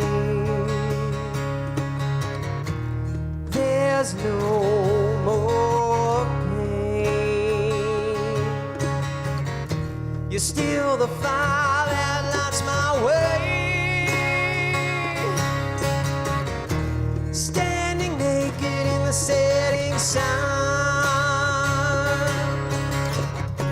You split the sky, I saw myself. You sacrificed, I saw myself.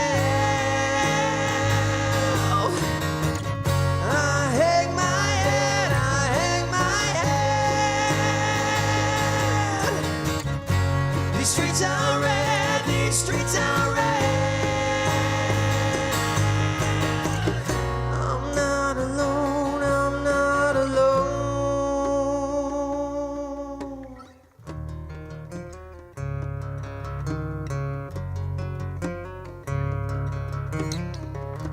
I lay down my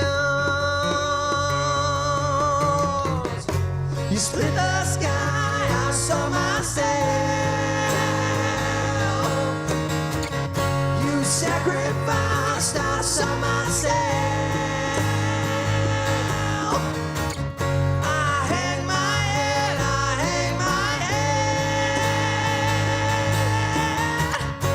These streets are red, these streets are red. I'm not alone, I'm not alone. I'm not alone, I'm not alone. I'm not alone, I'm not alone.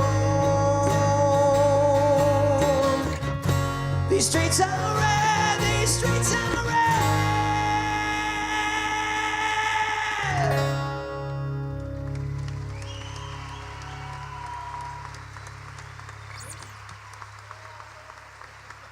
You guys want to hear one more from us? All right, we're going to do one more here for you before we give it back to Michael, because it's our turn now. He just speaks so well. This song is also off our new record, and this song is it fits so well with tonight because I've been on both sides of it. I've had the support. I've had people lift me up, and also I've got people in my own life that I know that are struggling, and the best thing that you can say to them is just, I'm there, and I will be there. When you get to the point where you know that you need help, come to me, and I will be there, and that's what this song is about. This is called The Promise.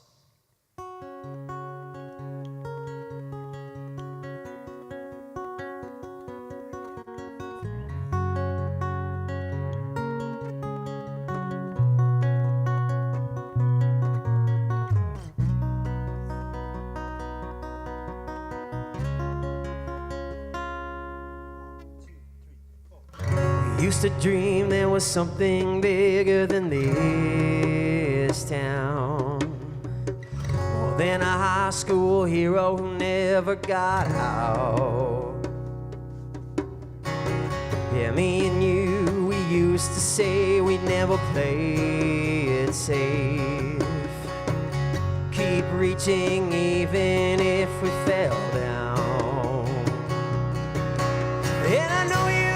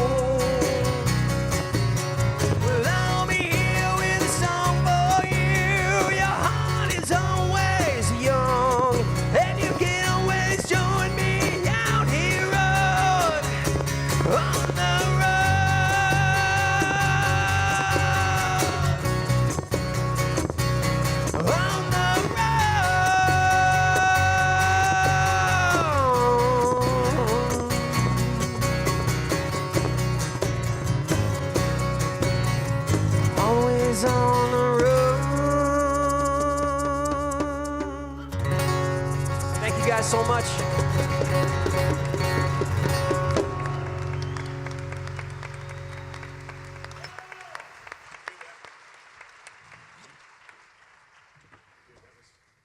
No one can hear what we're saying, so I just got to say that you're freaking awesome, man. Seriously. Thanks, bro. They could hear? Oh my gosh. Shane, wow, we scored big when when we called you. And by the way, these are woman's glasses that I'm wearing right now. Okay, I was desperate. I was in the airport, and I needed them, and that was the only prescription that I had that were mine. So I know you were thinking it, man. I know you were thinking, man, those are really ugly glasses. But, you know, I mean, hey, I'm up here to say I'm not ashamed of anything about my life, including my glasses. Tess, come back up here for a sec. So, Is this where I get to this is where you get to what? ask you questions for once? I don't know. Should I answer her questions? Okay, that wasn't exactly big applause, so I'm going to say no. I'm not going to answer your questions. Okay, go ahead. Ask me anything. And you know, I have said this in front of people many times. You can ask me anything, and I will answer it. I mean, I think the key to doing what we all do isn't just saying the words, hey, I suffer from mental illness, but telling you what it feels like. So go ahead. I guess my first question for you is, through my experience with my family, because of all of it and because of the discussions that we started having and realizing that, you know, my cousin also suffers from depression. My sister started suffering from anxiety very, very badly. And because of it, she knew what action to take. She knew she had to tackle it right away and go see somebody. She's also on prescription drugs, which she will be on for the remainder of her life, most likely. For yourself, what was that one triggering moment where you were like, I can't do this by myself, I do need to reach out and ask for help? You know, for me, it was, and this is what many of us experience with depression, is it doesn't hit you like that. Like you go, oh my gosh, oh my God, what just happened? I just went from being me to being someone else. It happens gradually, like just a tiny bit. And the best way I can express it is you take a bath. Right. I just want you to know I'm not a big bath taker.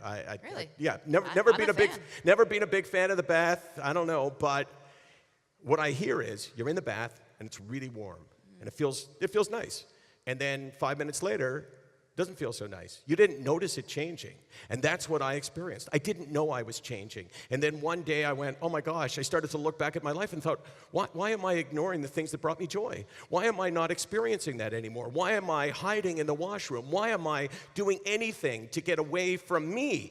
It was like I'm running, and I couldn't get away from me.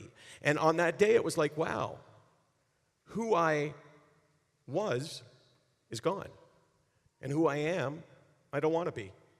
And that was actually one of the best moments for me, because it was like, okay, I know I got a problem, so now I know I can go get help. And who was the first person you shared this information with, and why? Why did you pick this one person? You know, it was funny. I talked to everybody about it, right? When I went to a psych, family, or? Everybody in my family, everybody at work. I just never talked about it on TV because I thought, who would care? People just say, you know, he's a pretty arrogant guy, and also he's a complainer. So I thought, what's the benefit? And then I found out from Tyson Williams and others that there's a real benefit to sharing. So I found this is what I found. I found that when I came back from the psychiatrist the first time, and I had a prescription for medication, that to me was hope. I had been hopeless, but then I went to the doctor and she said, okay, we need to talk, you need to do therapy, but you're in a really, really bad place. I'm gonna give you something, a prescription.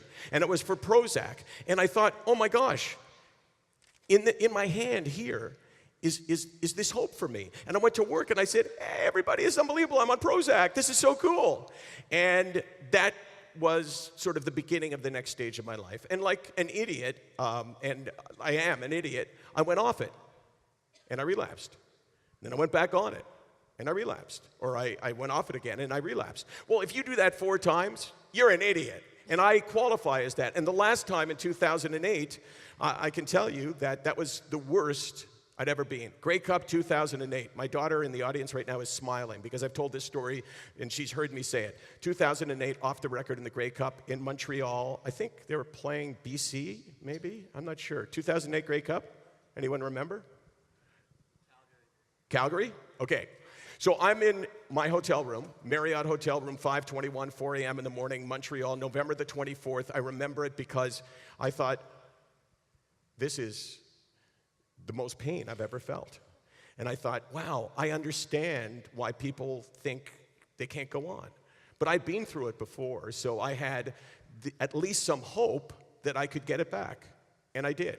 So it's all about hope, and yeah. Was that your lowest? Yes. That was your lowest? Yeah, that was. And then at what point did you realize or decide that, you know, this is it? I'm just going to share my story with everybody. I'm going to throw it out there. I don't care what anyone thinks. I mean, that had to have been a lot. I couldn't imagine what you were feeling before. Never. This is the easiest thing in the world. I'm going to ask a question. Everyone's going to put up their hands, and I'm going to disagree with them, okay? Because if I didn't disagree with them, you would think, oh my God, he's the biggest jerk on the planet. But how many people here think that I'm brave? Raise your hand if you think I'm brave. You see? Everybody puts up their hands. But I'm not. Bravery means that you had fear, right? It doesn't take anything for me to do this. This is the easiest thing in the world, and that's why I can do it, and I can do it over and over and over again. And one of the things that you have when you have compassion, it does not deplete. It's not like you give a little bit and you go, okay, well, I'm starting to run out. So this is the easiest thing in the world for me, and it takes no courage. You know what's courage? Courage is when you swim out and you're not a great swimmer and you save someone and bring them back. You know what doesn't take courage? When you get up on stage and you talk about the challenges in your life and you don't hesitate to do it because it's not difficult. But I know it's difficult for other people, and that's why it's powerful. So how many people at work, I know there are a bunch that I work alongside that also suffer sometimes in silence. How many reached out to you and said thank you for doing that and remain in contact? You know, I've had many people. I mean, this happens to me now every day in my life because I'm out there every night on Twitter at Hey Landsberg. I'm there. I'm sharing what I'm feeling, and people reach out and they share stuff with me, and people at work share stuff with me, and it's just like, wow, this is unbelievable. You know, like I'm in many cases, I'm like the only person they've ever shared with. But they get it because, and this is the message for everybody here, to reach out to someone who gets it. It's safe. You're not going to be judged. And the biggest thing is, I understand you. So these were great questions. You should host a talk show. Oh, wait a second, TSN doesn't do talk shows anymore. Yeah. I've got one more for you. So let's say you are having a tough day. A rougher day, and so you share that on Twitter, and someone reaches back to you and shares their story and perhaps says, you know, what you're doing helps me. Does that then help turn your day around, or is that just another day in the life of Michael Landsberg? You know, it doesn't help me with my illness. Okay. But it helps me with my being a human being. It helps me. I mean, like I hosted a talk show. Did I do anything good for mankind? No. Did I do anything bad for mankind? No. It's just kind of neutral. Like many of our jobs are neutral. And then I find out, oh my gosh, I have the power to make a difference in someone's life, and it's easy for me. So it doesn't help me with my illness, but it helps me with me. And if there's one thing you want to leave with everybody that came out and took the time to share this evening with us, I mean, just one. Just one. Because I know you like to talk. Yeah. Pick one, and what would you like it to be to share with everyone? I got that, by the way. You know, I know you like to talk. It's not a bad thing. Exactly. It's our job. It's called the gift of the gab. So I would say that the one thing I want to leave with you is this space here. I want to leave, where is he? Where's Shane? I want to leave Shane with you because he is this space here. He is hope. Everybody on this stage, Beverly is hope. We all are here to tell you that, you know, this community, this wonderful community that I kind of feel like it's part of me because of Lorraine and Barry. But you have to understand that no matter how you feel, it can get better, and it will get better, but you got to reach out. So that's what I wanted to leave with people. But I'm not done yet, so that was my big wrap-up. Thank you.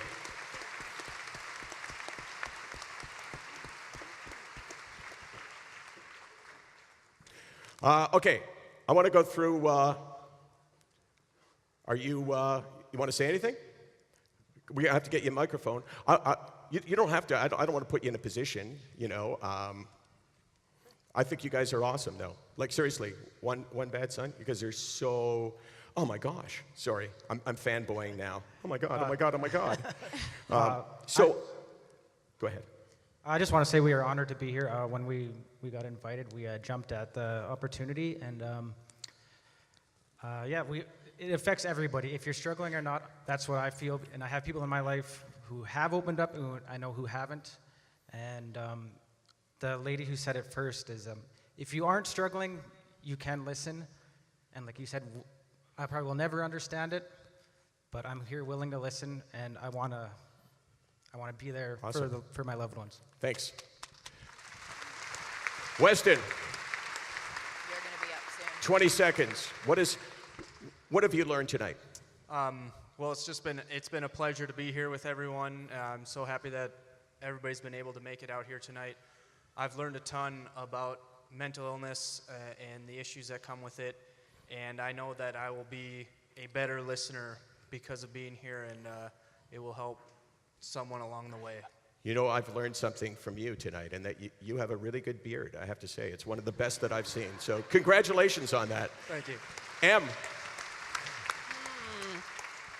I would want to say thank you to everyone who came out, especially the ones that I know are struggling in the audience right now. I know it probably did take a lot of courage to get here, so you are a champion for sitting here. But I do want to say that continue to remind one another that we're all brave, we're all wanted, we're all wanted. We're sick, not weak, and most importantly, we are more. Bev? I guess first of all, I just want to thank you for listening to my story. I never get nervous on stage. It is really the most comfortable place I am in the world. It's where I'm the happiest. But tonight I was nervous because I was sharing with you some of my shame that I've had in my life that I've hidden, and you listened, and all I have to say is thank you for that. Chris?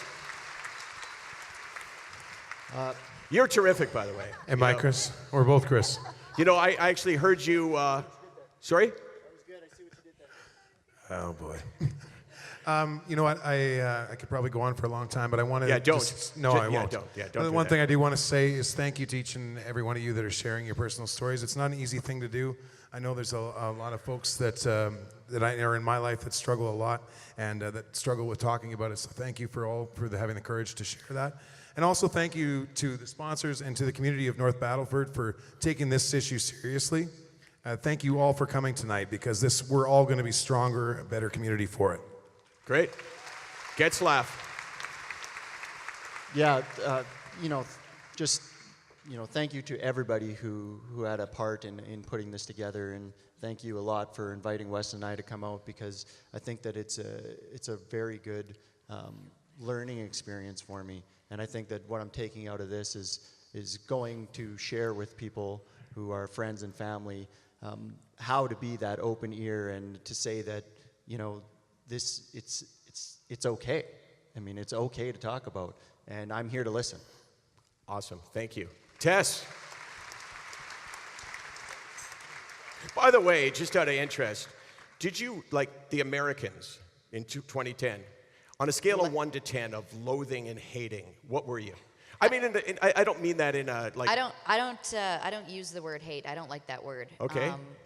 Strange, yeah. It's a bad word. Okay, let me Oddly rephrase enough, the question. My D partner that I played with in Ohio State, who was one of the 6 women that I lived with, played on the American side, and we faced off against each other very often. So,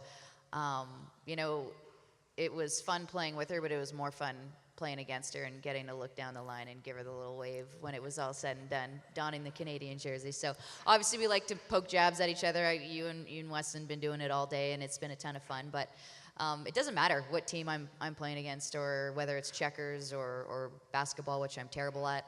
I'm competitive, and I just want to win. So Yeah, you really dodged the question of the American thing. You seriously, you can come out. I and don't say, like them. I'll tell you Okay, that I'm much. not gonna say the word hate then. So was your passion to beat the Americans on a scale of 1 to 10? What was it? Oh, 1,000,000. It was. Okay, there you go. Those were different. Yeah. Those were different games. Okay, thank Yeah. you. And what do you want to say? I just, everyone up here, you've completely knocked my socks off. Thank you so much for sharing your stories, for sharing everything, for being here. Michael, thank you. You've done so much. Don't give it. It's not a nothing. This is a lot. Yeah. And if you take a look out here, this is what you've done, and this is what all of you are contributing to. So thank you guys for coming out and doing this. Kurt Dahl. Thank you, Michael. I just want to say, to all the... Hold on. You sound like a lawyer. That's a weird coincidence. You are a lawyer. Yeah. Let's hear it for lawyers. Said no one ever. No, don't do that. Yeah. Said no one ever. I don't like most lawyers. Okay. Yeah. Well, they don't like you, probably. I don't like most drummers either. But I just want to say, like, to all the kids out there, like, growing up, I was always the awkward kid, and I didn't know who I was, and my brothers liked cars and fixing things, and I didn't. I liked music, and sort of through music, I found myself, and that's like the greatest gift. So, and high school is tough, and it gets easier, and there's people to talk to. So reach out, and just for all the kids out there, like, look at this place. It's packed. It's amazing. Just give yourself a round of applause for coming out and trying to make a difference in yourselves and in your community. The bass player. Hold on. I want to hear from the bass player, because bass players never talk. No, Steve no. Adams. Yes, thank you. I just want to say thanks to everybody for coming out. Where are you from, by the way? I'm from Prince Albert. Yeah. Yeah. So thank you for having us. Thank you to everybody for sharing your stories. It takes courage to do that. And, this is a big safe space here tonight, and it's great to be a part of that. Nice. Thanks. Good rookie performance. See, bass players they can speak very eloquently, Yeah, I know. You wrote that out for him, didn't you? I was reading from his hand. I could No, see if I'd that. have written it, it would have been very long-winded and mostly about me. So, I just want to say, I think we could all stand up here and talk for so long. Like, this just feels amazing to have so many people come together for something that's very, very difficult to talk about. I just want to say, personally, I did a lot of growing up in North Battleford. My grandparents lived here. I hung out. Actually, I came down here a lot. I hung out at Jackfish Lake a ton. Like, this is a beautiful community, and I just want to say, individually and as an amazing, beautiful community in such a beautiful province, you guys are worth every bit of all of this. You guys deserve the best, and if you ever need any of us, we're going to be here. I know we're going to come here and play shows, as long as we're a band. So thank you guys so much for coming out and doing this for us.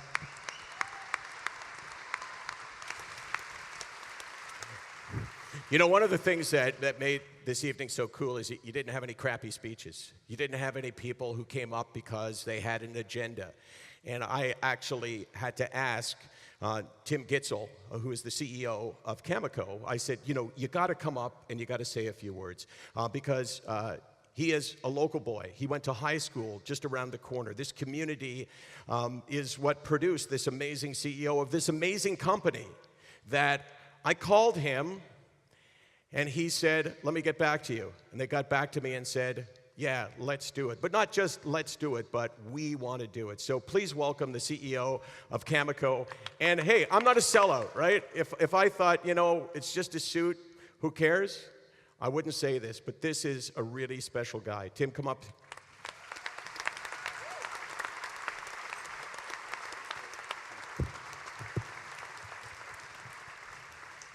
Actually, that one's probably more your speed. Good evening, everybody. It's great to be back in North Battleford. The Battlefords, I spent a lot of time in that penalty box right over there, I can tell you. I played for the Barons for 3 years. I just wanted to take 1 minute just to thank you first, the community, for stepping up. I want to thank you personally for giving me a start in life. Here, I went to the comp, graduated from the comp just a few short years ago.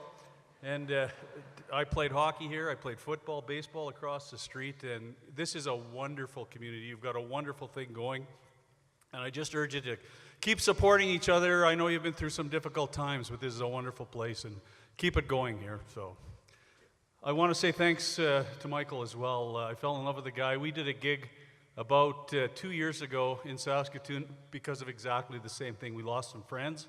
And we said, we got to do something. And so we did a gig in Saskatoon. Michael and a bunch of his friends came over to our office. And that day we pledged that never again would we let our people at Cameco and our community suffer in silence. And so we wanted to be part of this. And we're just delighted to be here. So thank you very much.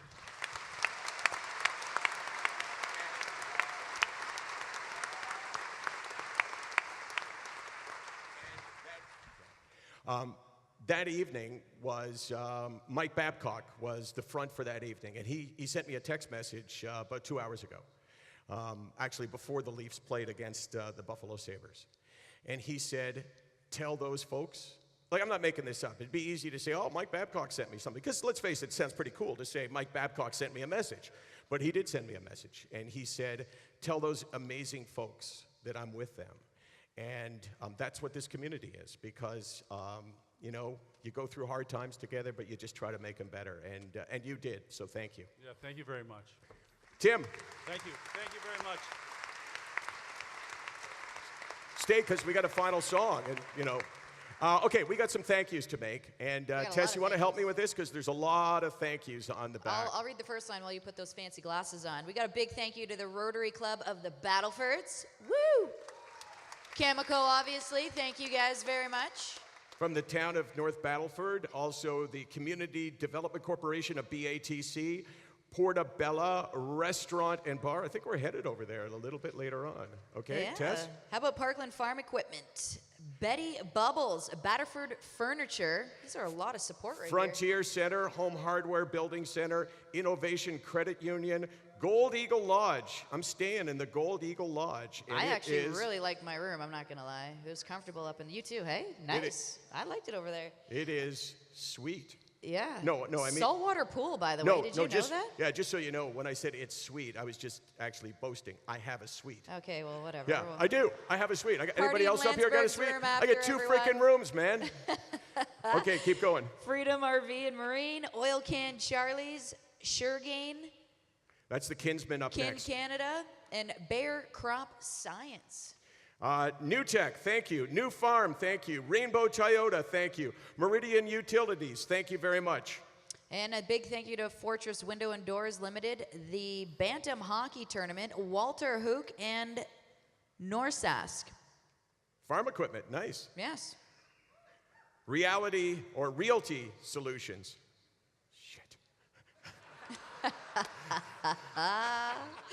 Don't get this next one wrong. Asphalt.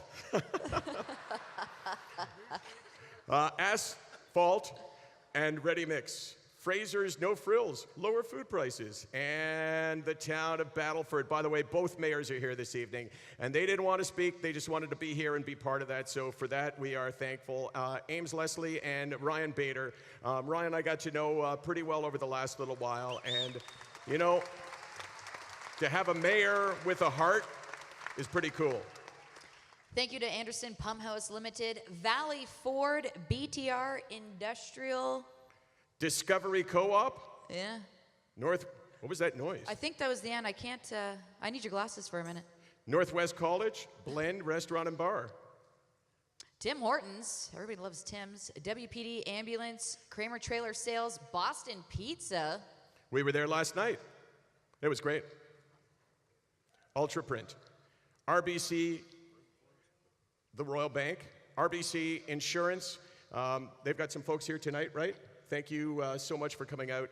And Dow Agro Sciences. It's a lot. Thank you guys very much. And you may, but that, you know, really is kind of like a final message. Like, there's a lot of names there, and there's a lot of people behind this. And we're going to wrap this up by saying thank you for coming out.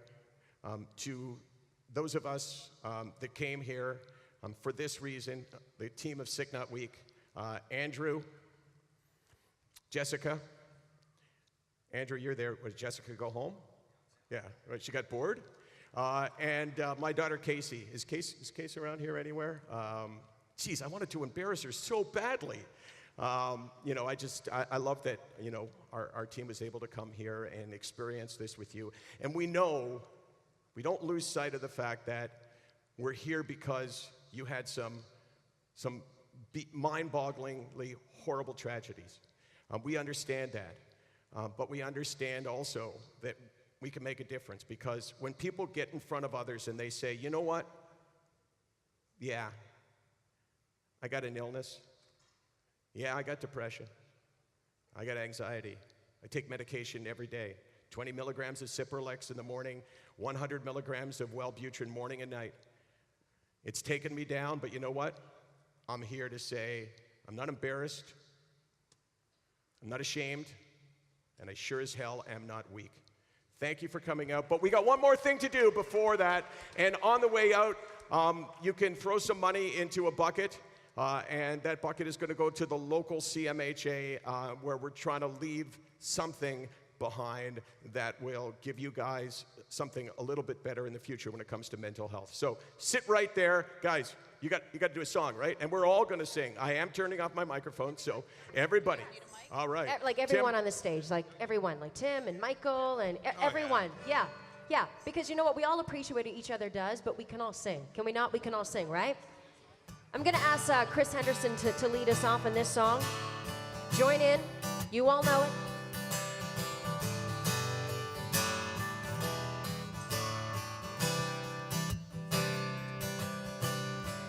Pulled into Nazareth, was a feeling about 8:30. Just need some place where I can lay my head. Hey, mister, can you tell me where a man might find a bed? He just grinned and shook his head. No is all he said. Take a load off Annie. Take a load for free. Take a load off Annie. And put the load right on me.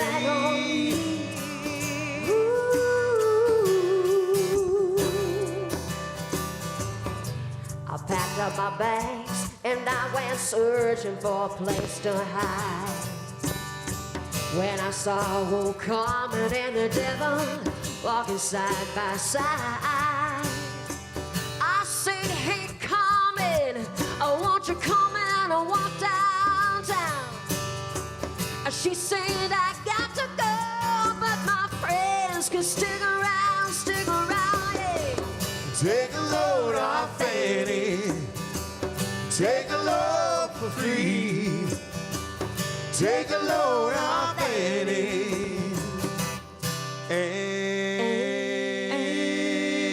you put the load right on me. Oh, I need the lyrics for this one.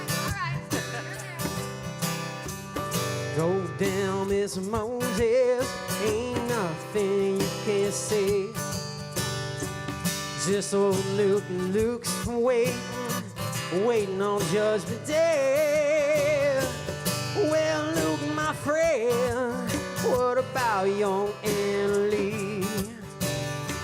He said, do me a favor, son, won't you save me and leave company? Take a load off Annie. If I can screw it up, you can all sing along, you know? Take a load off Annie. And you put the load right on me.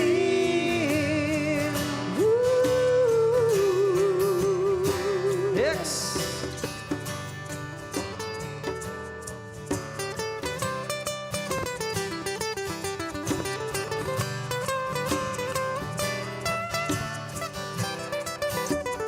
Make some noise out there.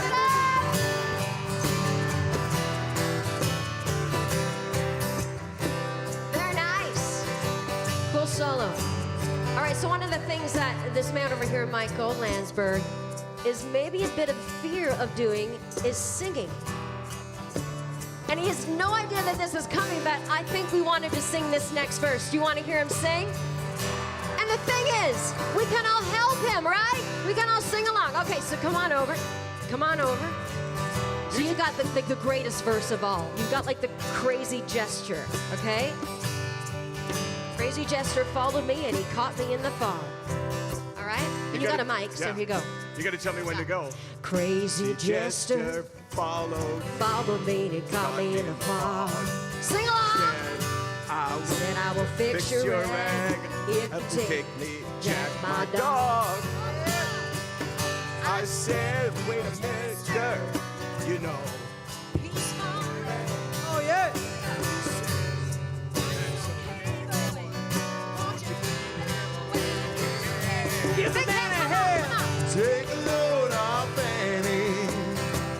Take a load for free.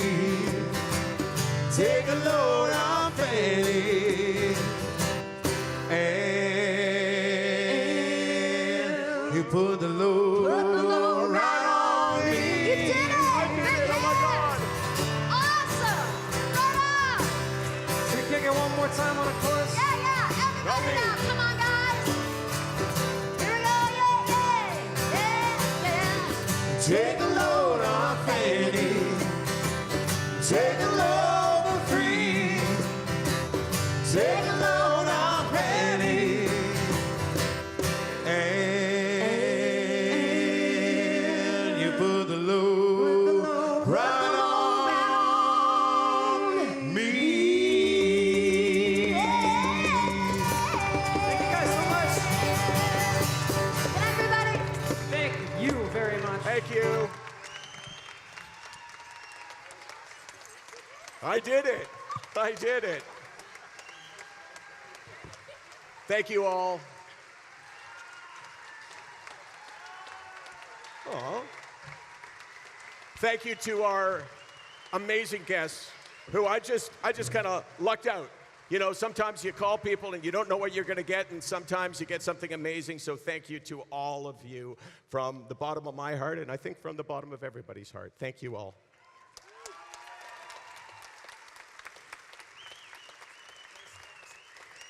Holy shit, I'm not doing an encore.